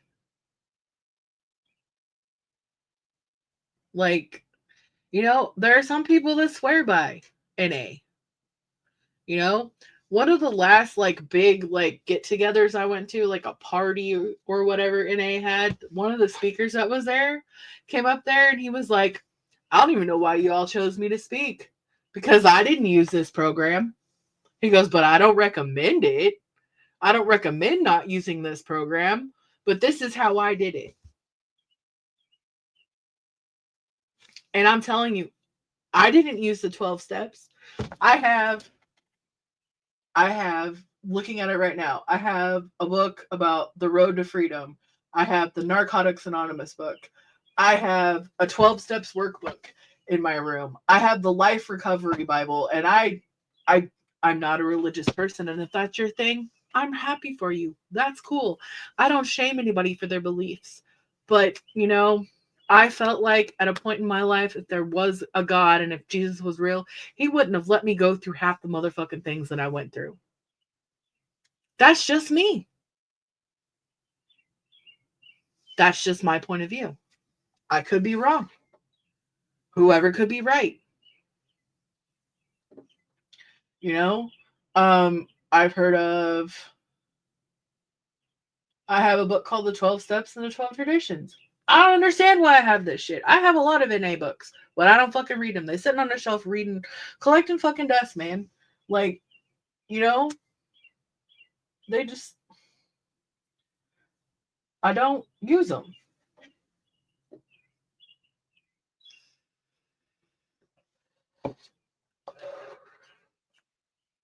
I used to have a just for today. I mean, they have some good affirmations and some good quotes in there. Don't get me wrong. But it's not something that I want to live by. Not everything fucking resonates with me. It really doesn't. Like, the thing that has worked for me is the changing my people, places, and things, and just fucking staying the fuck away from it. Not associating with anybody that fucks with it. If I find out you fuck with it, goodbye. I don't know you. Didn't need to fucking know you. I have the Recovery Life Bible, Charlie. Then there's the Road to Recovery, which I believe is a Celebrate Recovery book.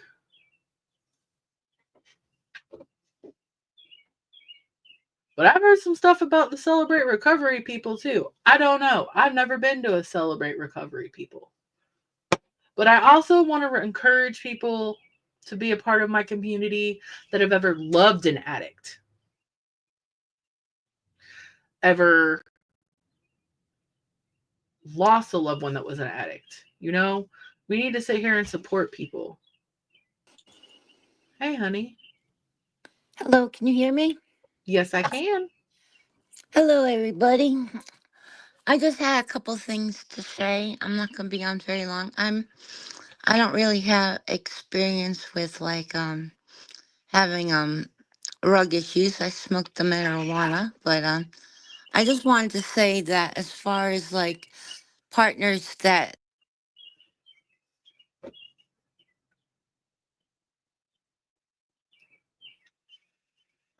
Oh, you cut out.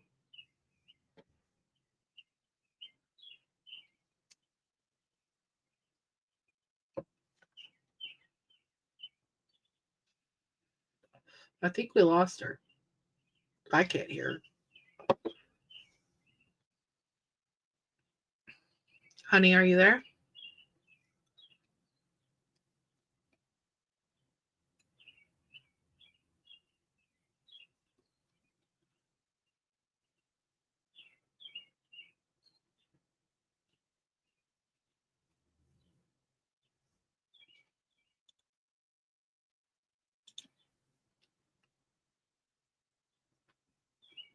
Honey, I'm going to drop you and come back up, okay?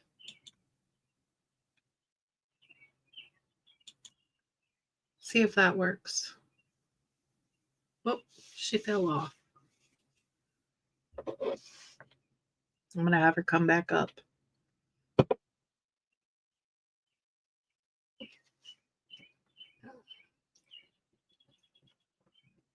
And I'm very supportive of those that do smoke marijuana. I feel like it has great medicinal purposes. I really do. I'm going to add her back up here. Welcome back. testing. There you go. I can hear you.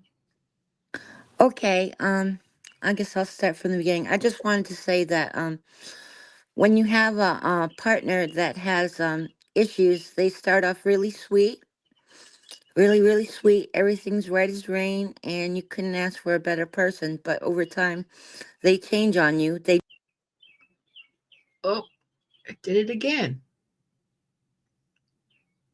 But you are very right.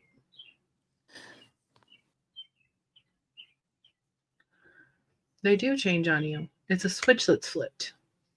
And I think that, that's part of their personality. It comes with the personality that they have. She's back. testing. Yes. So my ex-husband, he started off being into the drinking. He would like socially drink, and then he became a heavy alcoholic. But he'd never call himself that. You know why? Because it was just beer. It was just beer, right? So with it just being beer, he was never. Do you keep muting yourself, maybe? Am I muted now? Nope. Yeah, so it's just beer, but it's not just beer when you're drinking a case or two. And not like a 12 pack, like we're talking 24, 36 case. He'd drink that. But he's not an alcoholic because it's just beer. He wouldn't touch hard alcohol, not really. Like that's crazy, right? He'd pound those things like all the time. Like he'd work nights, he'd come home after being at the bar because he'd go to the bar like at like, Uh-oh. Where'd you go? am I here? Yep. Yeah, so he would drink and drink and drink. And then one day I came home and outside my door there was a plastic baggie. And in the plastic baggie, it was like right outside my house, inside outside my house, there's a plastic baggie. And in the plastic baggie, there were like these little tiny magazine things, like they were like maybe a quarter of an inch. Oh, It keeps muting me, but I'm not touching it. Am I here? yes, you are. Yeah, so they were like magazine little strips, like folding up in like these little tiny squares. And inside the squares, because I looked at it, I'm like, what the hell is this shit outside my apartment near the stairs? So it was obviously someone coming into the apartment. And I opened it up, and it was like this little, like, tan, like brownish shit. And like, he's like, he took it. It was his. That shit was his. And I think that was like the heroin, and like, and he was acting like really strange like for a while. So I found out it was his. He was doing the heroin. And like this one, like I'm weird, but he had like been like super abusive. So that's how I found out like he was doing that. And like he was like horrible. Like this guy, like I remember like times like he would be like he'd like be grabbing my head, be like on top of me, smashing my head, saying,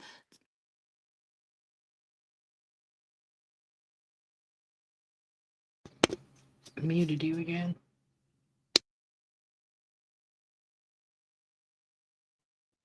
"Hello." Yep. I think it's muting me because my screen gets black and then it mutes me. So I'm gonna try to keep my screen on. All right. So yeah, he's banging my head up against the wall on top of me, banging it like really, really hard, like to like the neighbors on the door because he's screaming, "Die, witch!" But not witch, but the other word, "Die, witch, die!" And like to the point where like I pass out, trying to kill me, like trying to kill me, banging my head against the wall, and like other time, like he had me in the car, he's driving into traffic, trying to kill me that way. Another way he tried to kill me is uh,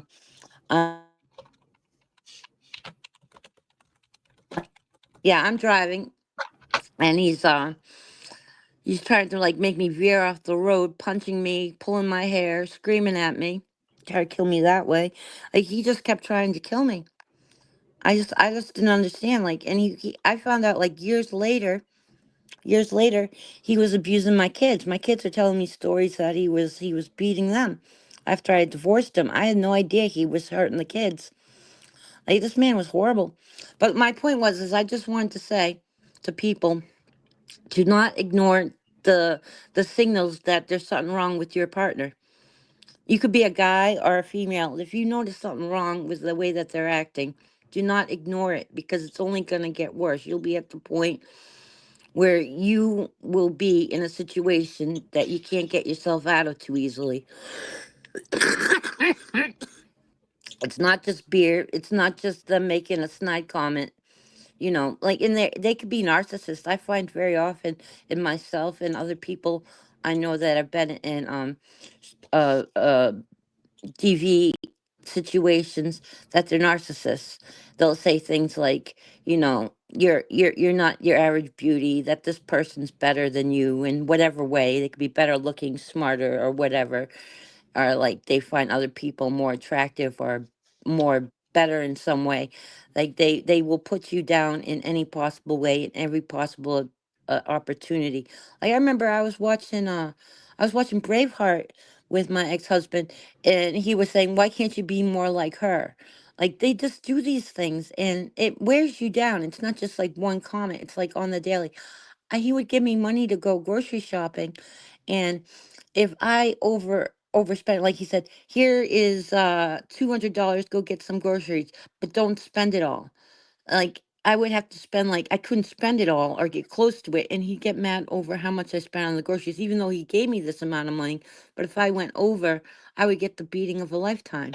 Like you could never make them happy, and it would be like I can only go to the grocery store, or if I wanted to talk to my friends, like you, I would have to be on speakerphone. If I wanted to talk to my mother, it would have to be on speakerphone. If I want to hang out with a friend, he'd have to be there.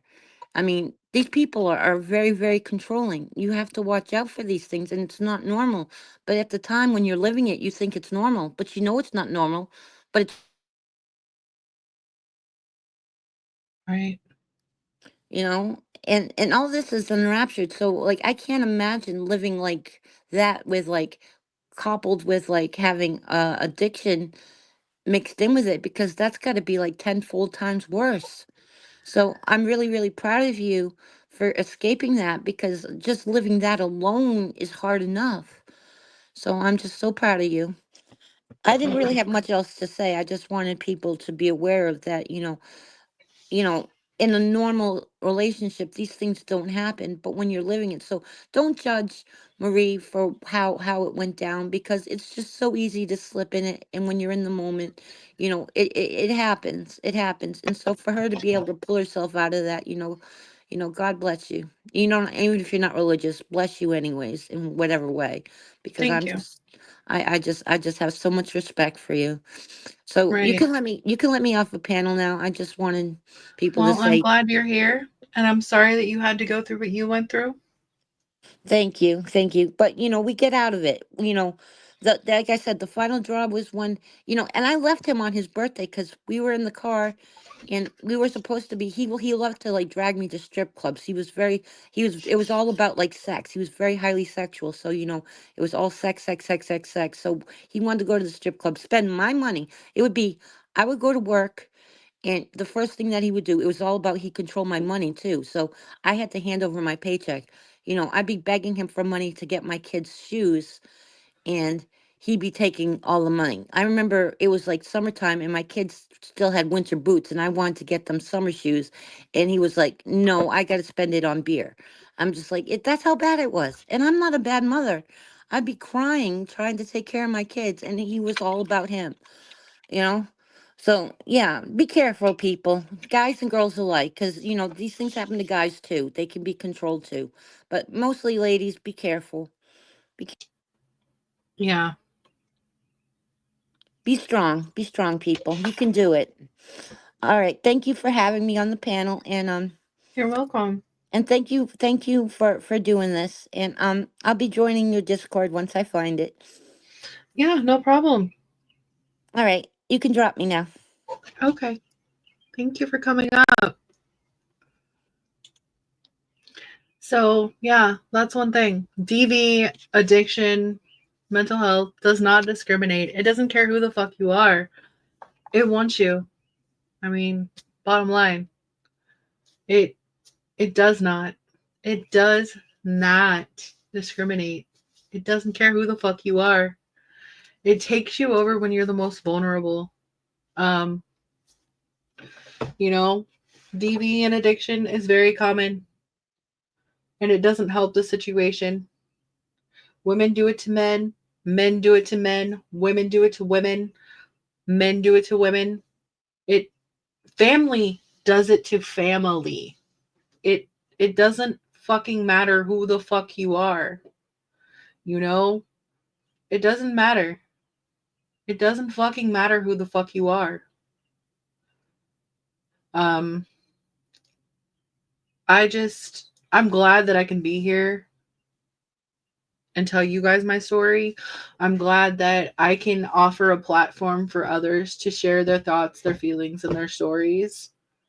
Um, I hated myself because I used, but I also used because I fucking hated myself. Um, that's all there is to it. It was a way to numb everything that I felt. Bottom line. No excuses. It eventually became a way of life. It became a way of not fucking dealing with anything. And I lost myself in the fucking process. Like, I knew that if I fucking smoked a rock, I didn't fucking have to deal with being a mom. I didn't have to fucking deal with feeling the mean things that were said to me, the fucking hits that were dealt to me, the fucking kicks, the fucking head stomps, the fucking just hurtful fucking jabs that were dealt to me about me being fat, about me being a bitch, about me being unwanted, um, you know, whatever. I never felt fucking pretty. I really didn't. I've hid my face since I've come back on the internet. I used to do content all the time that showed my face and whatnot. But my picture that lights up when I talk, that is my face, everybody. Just has a filter with color on it. So that's me. Hi. And the picture that was the ghost face, that was me just with a mask on. So,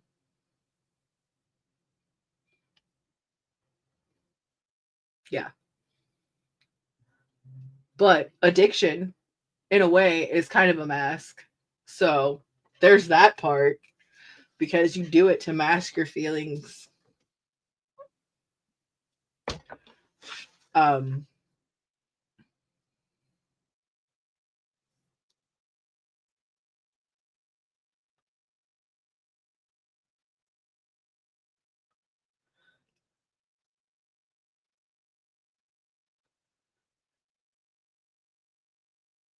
I I'll get with you, Skip. I think that would be cool.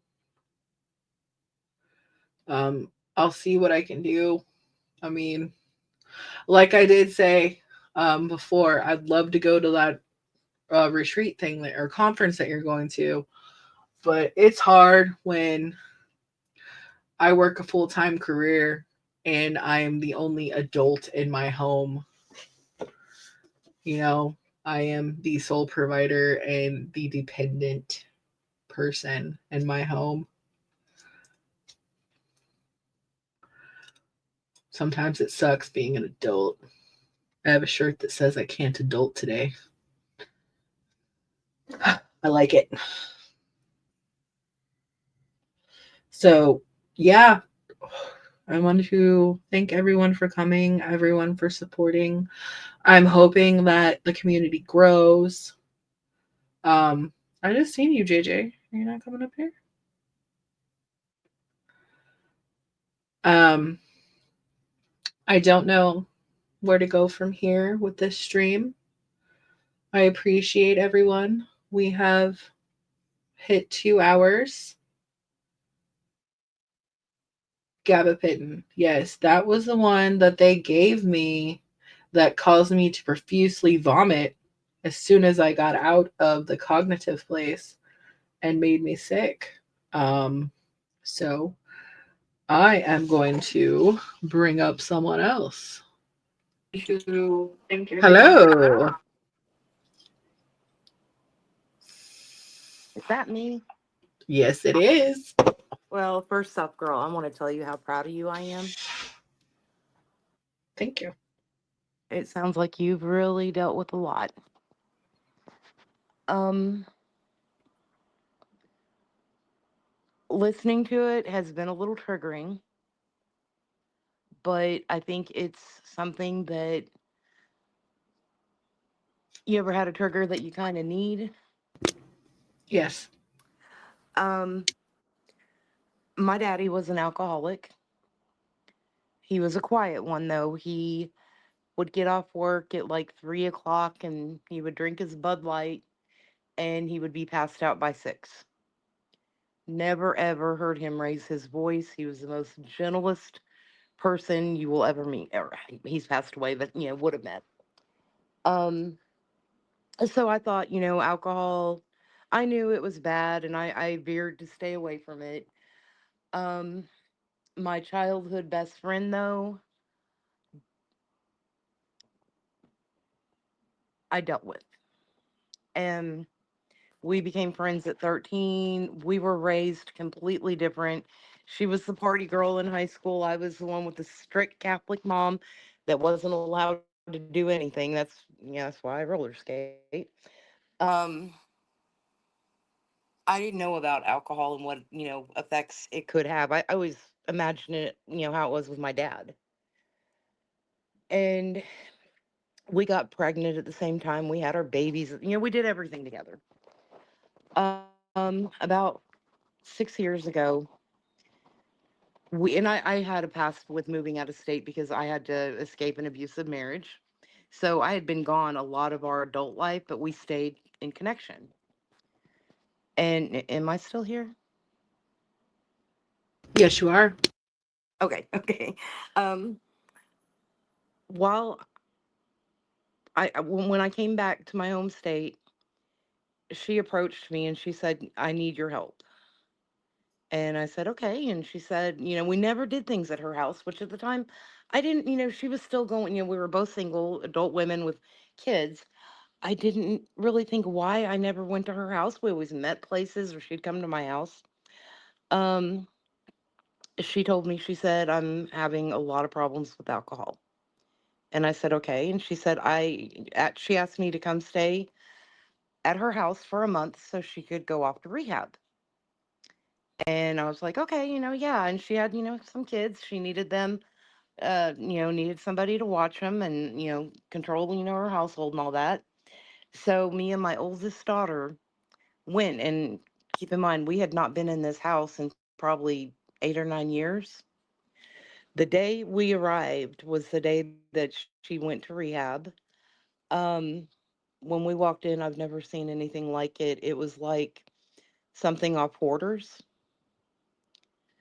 Um, it was gross. I could not imagine children had been living in this house.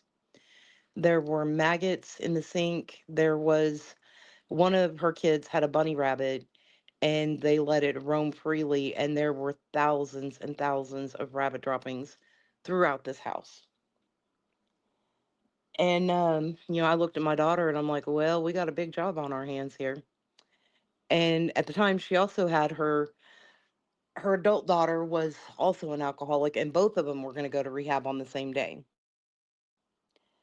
And so we were literally kind of tossed into this house with her other children and a 2-year-old that, God forbid, she was probably walking around picking up these rabbit pellets. Me and my daughter completely took over this house for the month. I cleaned it up. I mean, I cannot tell you how many rabbit droppings I picked up. Just it was something I've never in my life experienced. And she came back and I thought all was well. No. She made it maybe a year, year and a half, and by this time I'd already moved. I moved out to Tennessee, and she called me out at when I was in Tennessee, and she said, "Can you come back?" And I said, "What's going on?" And she said, "I'm drinking again." And I'm like, "Okay, well, what's going on?" And she said, "I'm dying."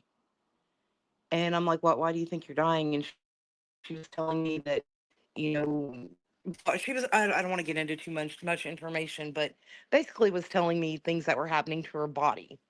And she told me that she was drinking half a case of beer a day and half a bottle of vodka. I'm not a drinker, so I don't know what that amounts to. Um, I ended up breaking my lease in Tennessee to come back. I got back to the home state, and when I got there, her daughter was back to drinking as well. The little 2-year-old was now 4 or 5, and she had two teenage boys. And again, I stayed there for about a month, but this time she was there because she flat out refused to go back to rehab. And I couldn't understand, why did you want me to come back and help you, take care of your kids? And of course, the house was a disaster again. Um, but What it was doing to her children was crazy. I watched her try to light the candles on her son's cake, and she was so gone she couldn't light the candles. Um the anxiety in this house, and I've got a lot of anxiety, and I think this is where a lot of it really started with me. It was so high. I mean, these kids literally had to pick their clothes up off the floor to get their, when they would pull clothes out of the dryer, they didn't fold them, they didn't put them out, they'd throw them in piles on the floor. And these kids were literally, that's how they would have to find their clothes every morning. And her daughter were constantly every night drinking and drinking and drinking, and they were fighting each other. And I watched her call her daughter a dumb bitch, a stupid cunt. The stress was so high. My cat at the time had to be put on anxiety medicine. The boys were out of control, they did whatever they wanted. And I didn't know how to get her into rehab, and the more I asked her, she would tell me, "You keep asking me, you're gonna piss me off." And after a month, I couldn't get her to go. And I finally told her, I said, I can't do this. Then she started getting mad at me. And I feel like she only wanted me there to be her babysitter and her housekeeper because I'm very OCD. I can't handle that kind of a mess. And so for the second time, I cleaned this whole house up. I mean, the things that I saw in this house are undescribable. Um, I I I called the cops on her 3 times while she left with her kids under the influence. Um, I took pictures of her house thinking this girl needs some help, and I don't know how to get her help. And then it came to head, and I told her I can't do this anymore.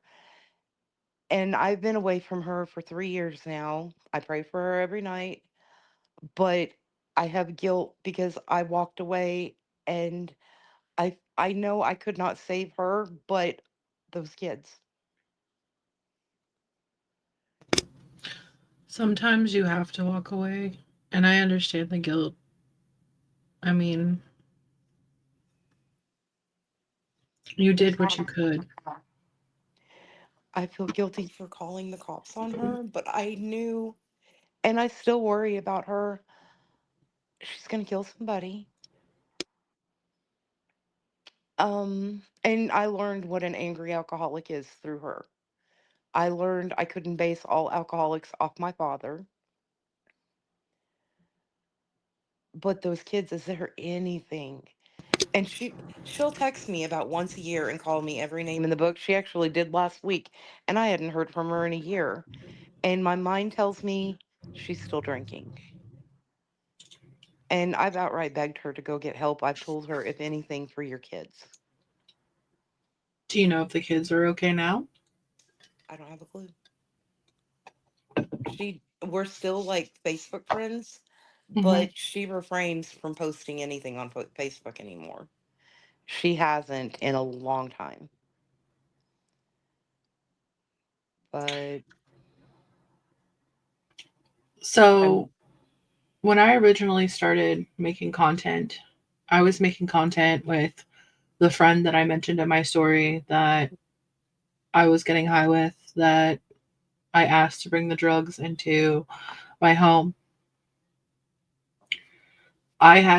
She had children as well. hmm I had to cut myself off from her, yeah. you know? Yeah. And I mean her kids, they were like my little nephews. I was there the day they were all born.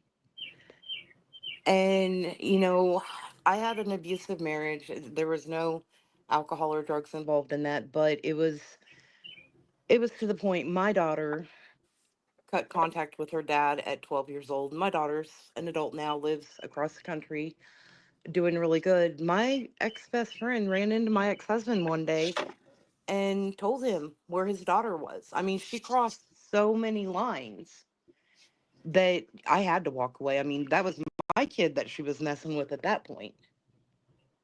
Yeah. And I just, when she contacted me a week ago, she does the same thing every time. And I think last week was the first time I was really strong to her. I said, I'm not going to allow you to do this and to make me your beating pad. Go get you some help, if anything, for your kids. And of course, she calls me a loser and a bitch and everything under the sun. And I thought, you know what? I'm not going to talk back like that because that's not who I am. I kept telling her, go get you some help. Please go get you some help. But so I'm all supportive of this. I saw a live last night where they were raffling stuff off for kids. Anything. I battle smoking cigarettes. That's my addiction, and I can't break that. I can't even imagine other things. So anything that I can do to help, let me know, please. Definitely. Um, I appreciate you coming up here and sharing. Well, hearing you talk, I was hearing things that I was seeing from her. Does that make sense? Right. And then when That's you were telling the story about her house, yeah, towards the end when we were losing our house, we had no water in our home. I don't even know how we yeah. had lights because when I had left to go to the DV shelter, Mhm. even though bills were solely in my name because he had shitty credit, even though we were married, Mhm. when I called and went to the DV shelter, he had called and put passwords on the accounts so that I couldn't call and shut the utilities off. Oh wow. So even if we had money, I could not call and pay nothing on no bill. Yeah. So we had no water. Oh girl. So dishes were stacked up. So at that point, we were going to like my parents' house, his parents' house, and filling up whatever we had with water so that Mhm. we could bathe, have drinking water, whatever. Mhm. And then Mhm. when you said hoarding house, our Mhm. house kind of looked like that, but it was because it was when you're tweaking, it's called pilfering. You're constantly digging through things, looking for something, but you don't know what Mhm. the fuck you're digging for, or you're Yeah. organizing things, but there is no method to your fucking madness. Yeah. And like laundry, like when we did have water, if anything was wrinkled, he would constantly throw it back in the fucking washer instead of putting it in the dryer. Oh, nope, it has to be rewashed. What the fuck? Oh goodness. Well, Yeah. and And see, and then, this is the thing that I didn't understand is her daughter. Her daughter and my oldest daughter are 6 weeks apart. Her daughter has never lived outside of the home, and she's 29 now. And I honestly feel like she has raised this girl to be her drinking buddy and her servant. Because if this girl doesn't jump when she screams, she calls her daughter every name in the book. And I tried. Her daughter did get sick. She got that thing where was something with your liver from drinking and ended up in the hospital. And her daughter did quit and her daughter did reach out to me. I helped her daughter get a job with where I was working. I trained her daughter. But unfortunately, the daughter went back to the drinking. And I think the yeah, two of them together are so toxic that I didn't really realize how bad it had honestly affected me. But this girl was like a sister to me growing up. I've got a matching tattoo. They say not to tattoo a man's name on your arm. Me and her have matching tattoos. I mean, we were that close, and I mean it. I feel guilty for not having been able to help her, but those kids, it eats me alive. yeah. But like Sky said, you can't save everyone, but you can only save yourself. Yeah. And, you know, it is hard sometimes. It's hard to pull away from someone that you love. And I know that Mhm. firsthand because I have a sibling that is an addict. Mhm. And it's it's hard. And Yeah. I am a complete asshole to my sibling because I have seen my sibling be sober and clean for long periods of time. Mhm. So I know that she is capable of it. Yeah. So therefore, I have no fucking sympathy for her. And I know that that sounds harsh, especially being on the platform that I'm on and Mhm. speaking the words that I'm speaking, but you've Mhm. showed that you're capable of it and you can have that mindset. You Mhm. just choose to be a fucking ignorant asshole. Girl, I'm so sorry. And it's the mindset that she has that the whole world Yeah. fucking owes her. Yeah. And no. And that's in, addiction is selfish as well as recovery. And I feel like it's selfish in a different way. Like I am grateful for every fucking thing that I have went through Mhm. being recovering. Mhm.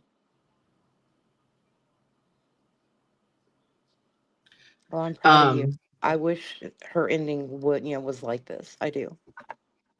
I'm grateful that I went through the hard shit. Mhm. Um and yeah, I'm selfish as fuck. I love that I did recover. I'm selfish about my recovery because it's mine and I'll brag about it and I'll shout it from the fucking rooftops. But Mhm. when I was an addict, I made it about me. I had to have control about shit and I was an asshole about it. And I said people didn't care about me because, I wasn't in the right mindset and I was selfish in that aspect.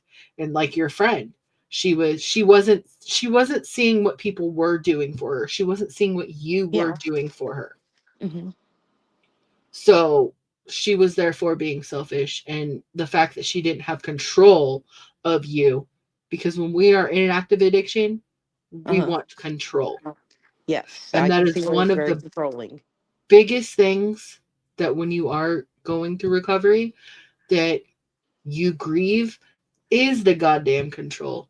And I still, 7 years out, I still have a problem Mhm. with not being able to control certain things, such Mhm. as when I'll lose my car keys and I'll freak the fuck out. Or Mhm. I get a flat tire and I freak the fuck out.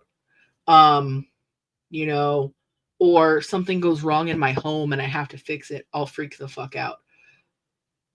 But more so when there's something wrong with my car, that reminds me of my DV Mhm. being stuck in my home because I was never allowed to go anywhere. Yeah. But it's still a control thing for me, not having that control. Now, here's the So, question I have: Is this girl has a very good job? mhm. How? How does she hold on to it? So there are what are called functioning addicts. Okay. I was not a functioning addict. If Okay. I was fucked up, someone could look at me and tell that I was fucked up. Uh huh. Like my ex husband, he could hide it. He could function well. He could hide Mhm. it real well. But I began to learn his tells. There are some people that are very good at being functioning fucking addicts, like Mhm. your father that you were Mhm. talking about. Yeah. He was very good at being a functioning addict. My Yeah. mother, I don't talk about it, but I've told her to her face that she is a closet alcoholic. She is a functioning addict. Okay. Because I mean, she would go to work every day, but as soon as she'd get home, she'd go sit on the back patio with the beer and the what I say was vodka, and it was like you would hide. Yeah, she was a functioning addict. The people that are good at hiding what they do are Mhm. functioning addicts. I was not a functioning addict. It Mhm. became, at first, I was happy, I was go lucky, I was able to maintain. But when I started using profusely, I lost myself. I lost my mind. Mhm. I was I was not okay. I was not myself. But there are people that are able to maintain their shit. Mhm. And I don't know how the fuck they do it, but they do. I don't know. I mean, because she's a mail carrier, so she's out in the heat, out in the cold, driving all day long. Mm-hmm. Mm-hmm. And I'm just like, how do you do it? But I so worry about those kids. Oh my God, I worry about those kids. And I'll probably never stop worrying about them.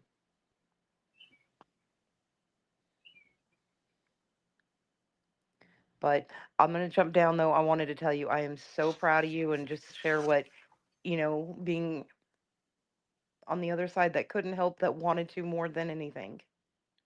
I appreciate it. Thank you for sharing. Always welcome. Okay, I don't know how the heck to get down from here though. I will drop you. All right. Thank you, darling. Uh-huh. Okay. Bye bye. But that's what, this platform's for. People coming up and telling their stories, their experiences. You know, you don't have to be an addict. You could be someone who cared about an addict. You could be an addict in active addiction and just not know where to turn. But I know it's scary. It's scary to have to talk about those things. Um, I was a little scared before I did this today because it's been so long since I've done it. But you know what? Once I got up here and the words started flowing, I'm good. This is what I do. And like I said before, I'm not that person. I am this person telling you my story. And fuck you if you think that you're going to sit here and tell me that I'm a shit person because I used drugs. I'm not. I am not a shit fucking person because I used drugs. I'm an amazing fucking person because I overcame that shit and I'm sitting here trying to help other people overcome that shit. So fuck you and your negative fucking talk. Period.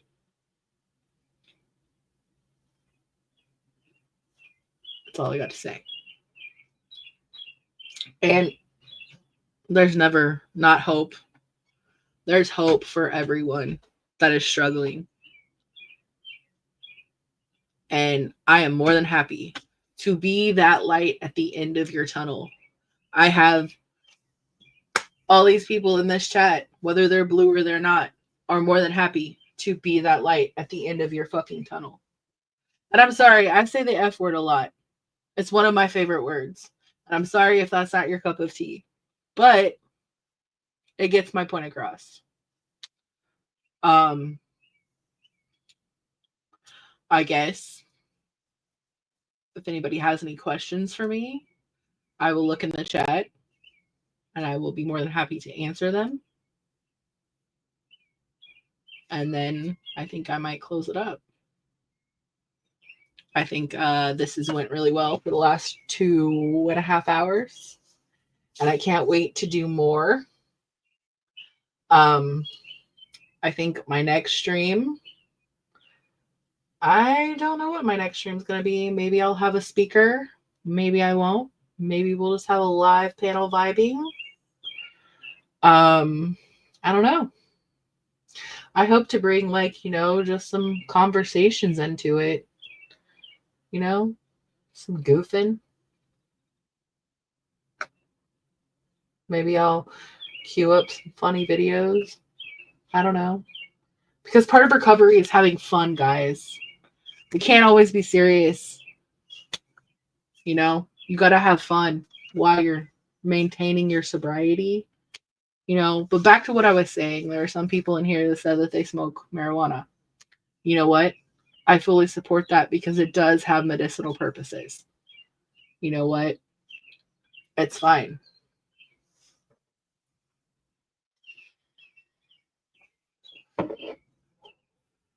Have you had a medical checkup recently to see where you're at physically after the abuse on your body? Yes, I actually see a PCP every 6 months. I'm actually seeing a specialist for some other things. I seen a dentist regularly. Like, I was not taking care of myself. I was putting my children first whenever they came home. I was not taking care of my health needs. Funny story. I do have a medical clamp that is inside my intestines. I had a partial hysterectomy done in 2016. And because I had cervical cancer. They had found that when I was pregnant with my third child. And then when I went in for my postpartum, I found out I was pregnant with my fourth child. So they just decided, after we went through the colposcopy and all that stuff, that it would just be better if I took out everything but my ovaries.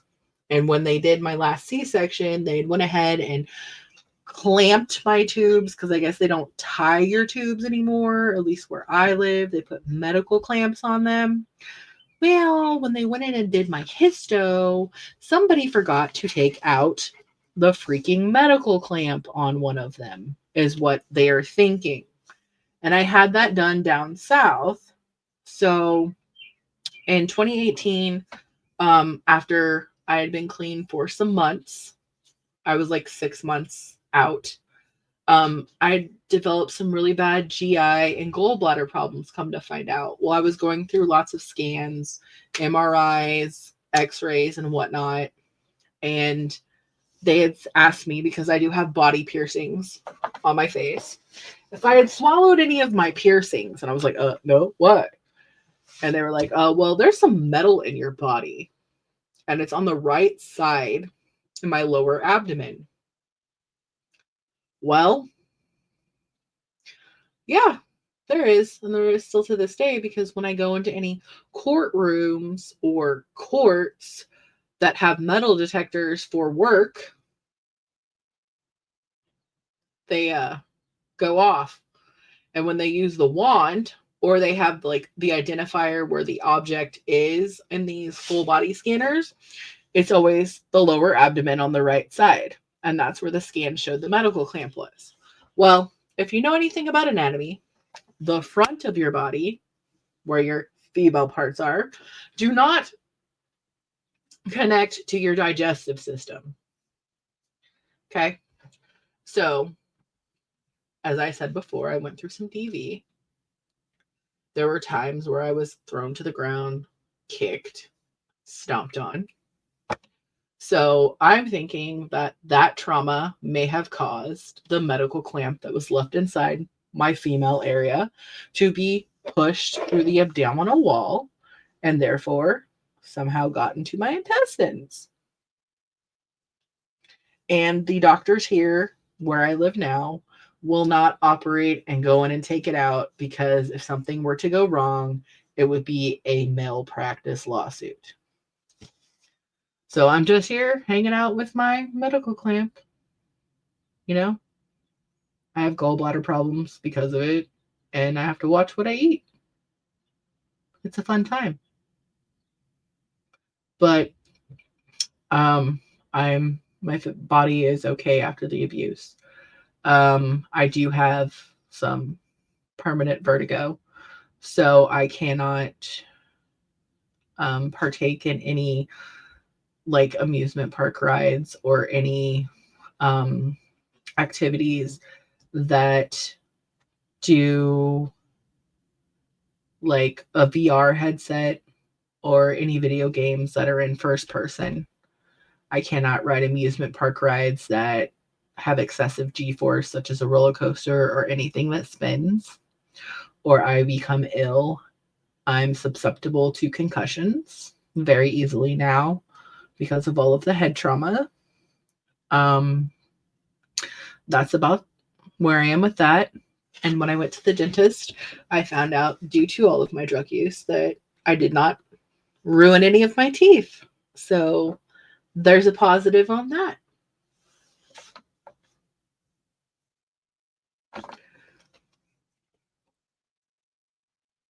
Is there any other questions?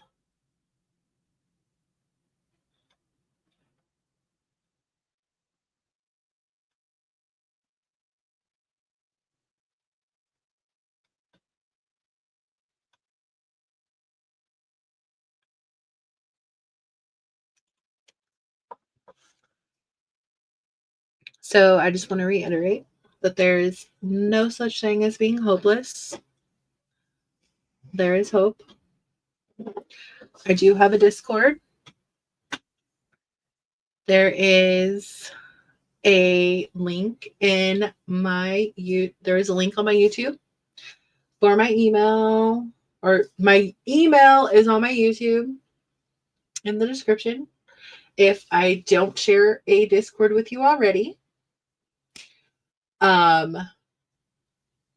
there are also links to some docs that have been shared in here in the chat and on my YouTube for anonymous advice. so the panel and I can give advice to anyone. We are not licensed professionals. We can just speak on it from experience and have discussions. There is also an outreach form. And you can email me if you would like to come up and speak and give a testimony if you have one. I'm going to leave you with one of my favorite songs. And I thank you for joining me for my very first stream. And I hope to continue to shatter glass ceilings with you guys. I love you guys so fucking much. And I'm out, motherfuckers.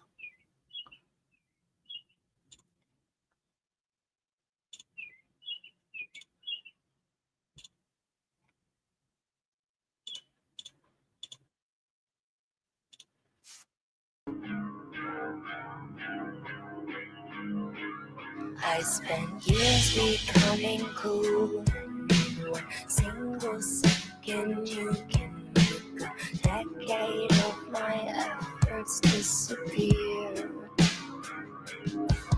Just waiting at the bar, and you reopen all my scars by saying something like, didn't know you were here. I always knew I was a martyr and that Jesus was one too, but I was built from special pieces that I learned how to unscrew, and I can always reassemble to fit perfectly for you or anybody that decides that I'm of use. Only it's from you.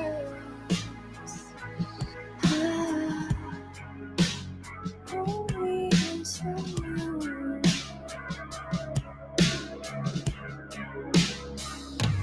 Where do I go in the process when I'm just an apparatus? I've inspired platinum records, I've earned platinum airline status, and I've mined a couple diamonds from the stories in my head, but I would just a body here in someone else's bed.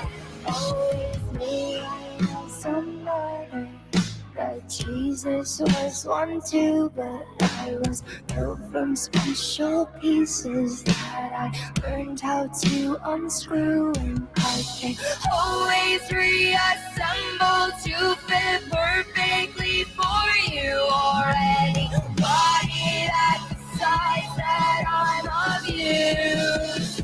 Only is the view.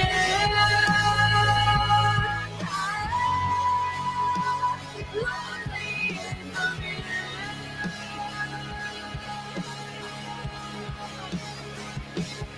I will always be a martyr. I will fill your life with sounds of me. We shine in the window, casting lights to throw around. And I will sing at your bedroom. I'll call you in the night. I will exist in every second just to decorate your life. And when you're taking and discard like others always do, I will use my wounds until another artist hates me. I will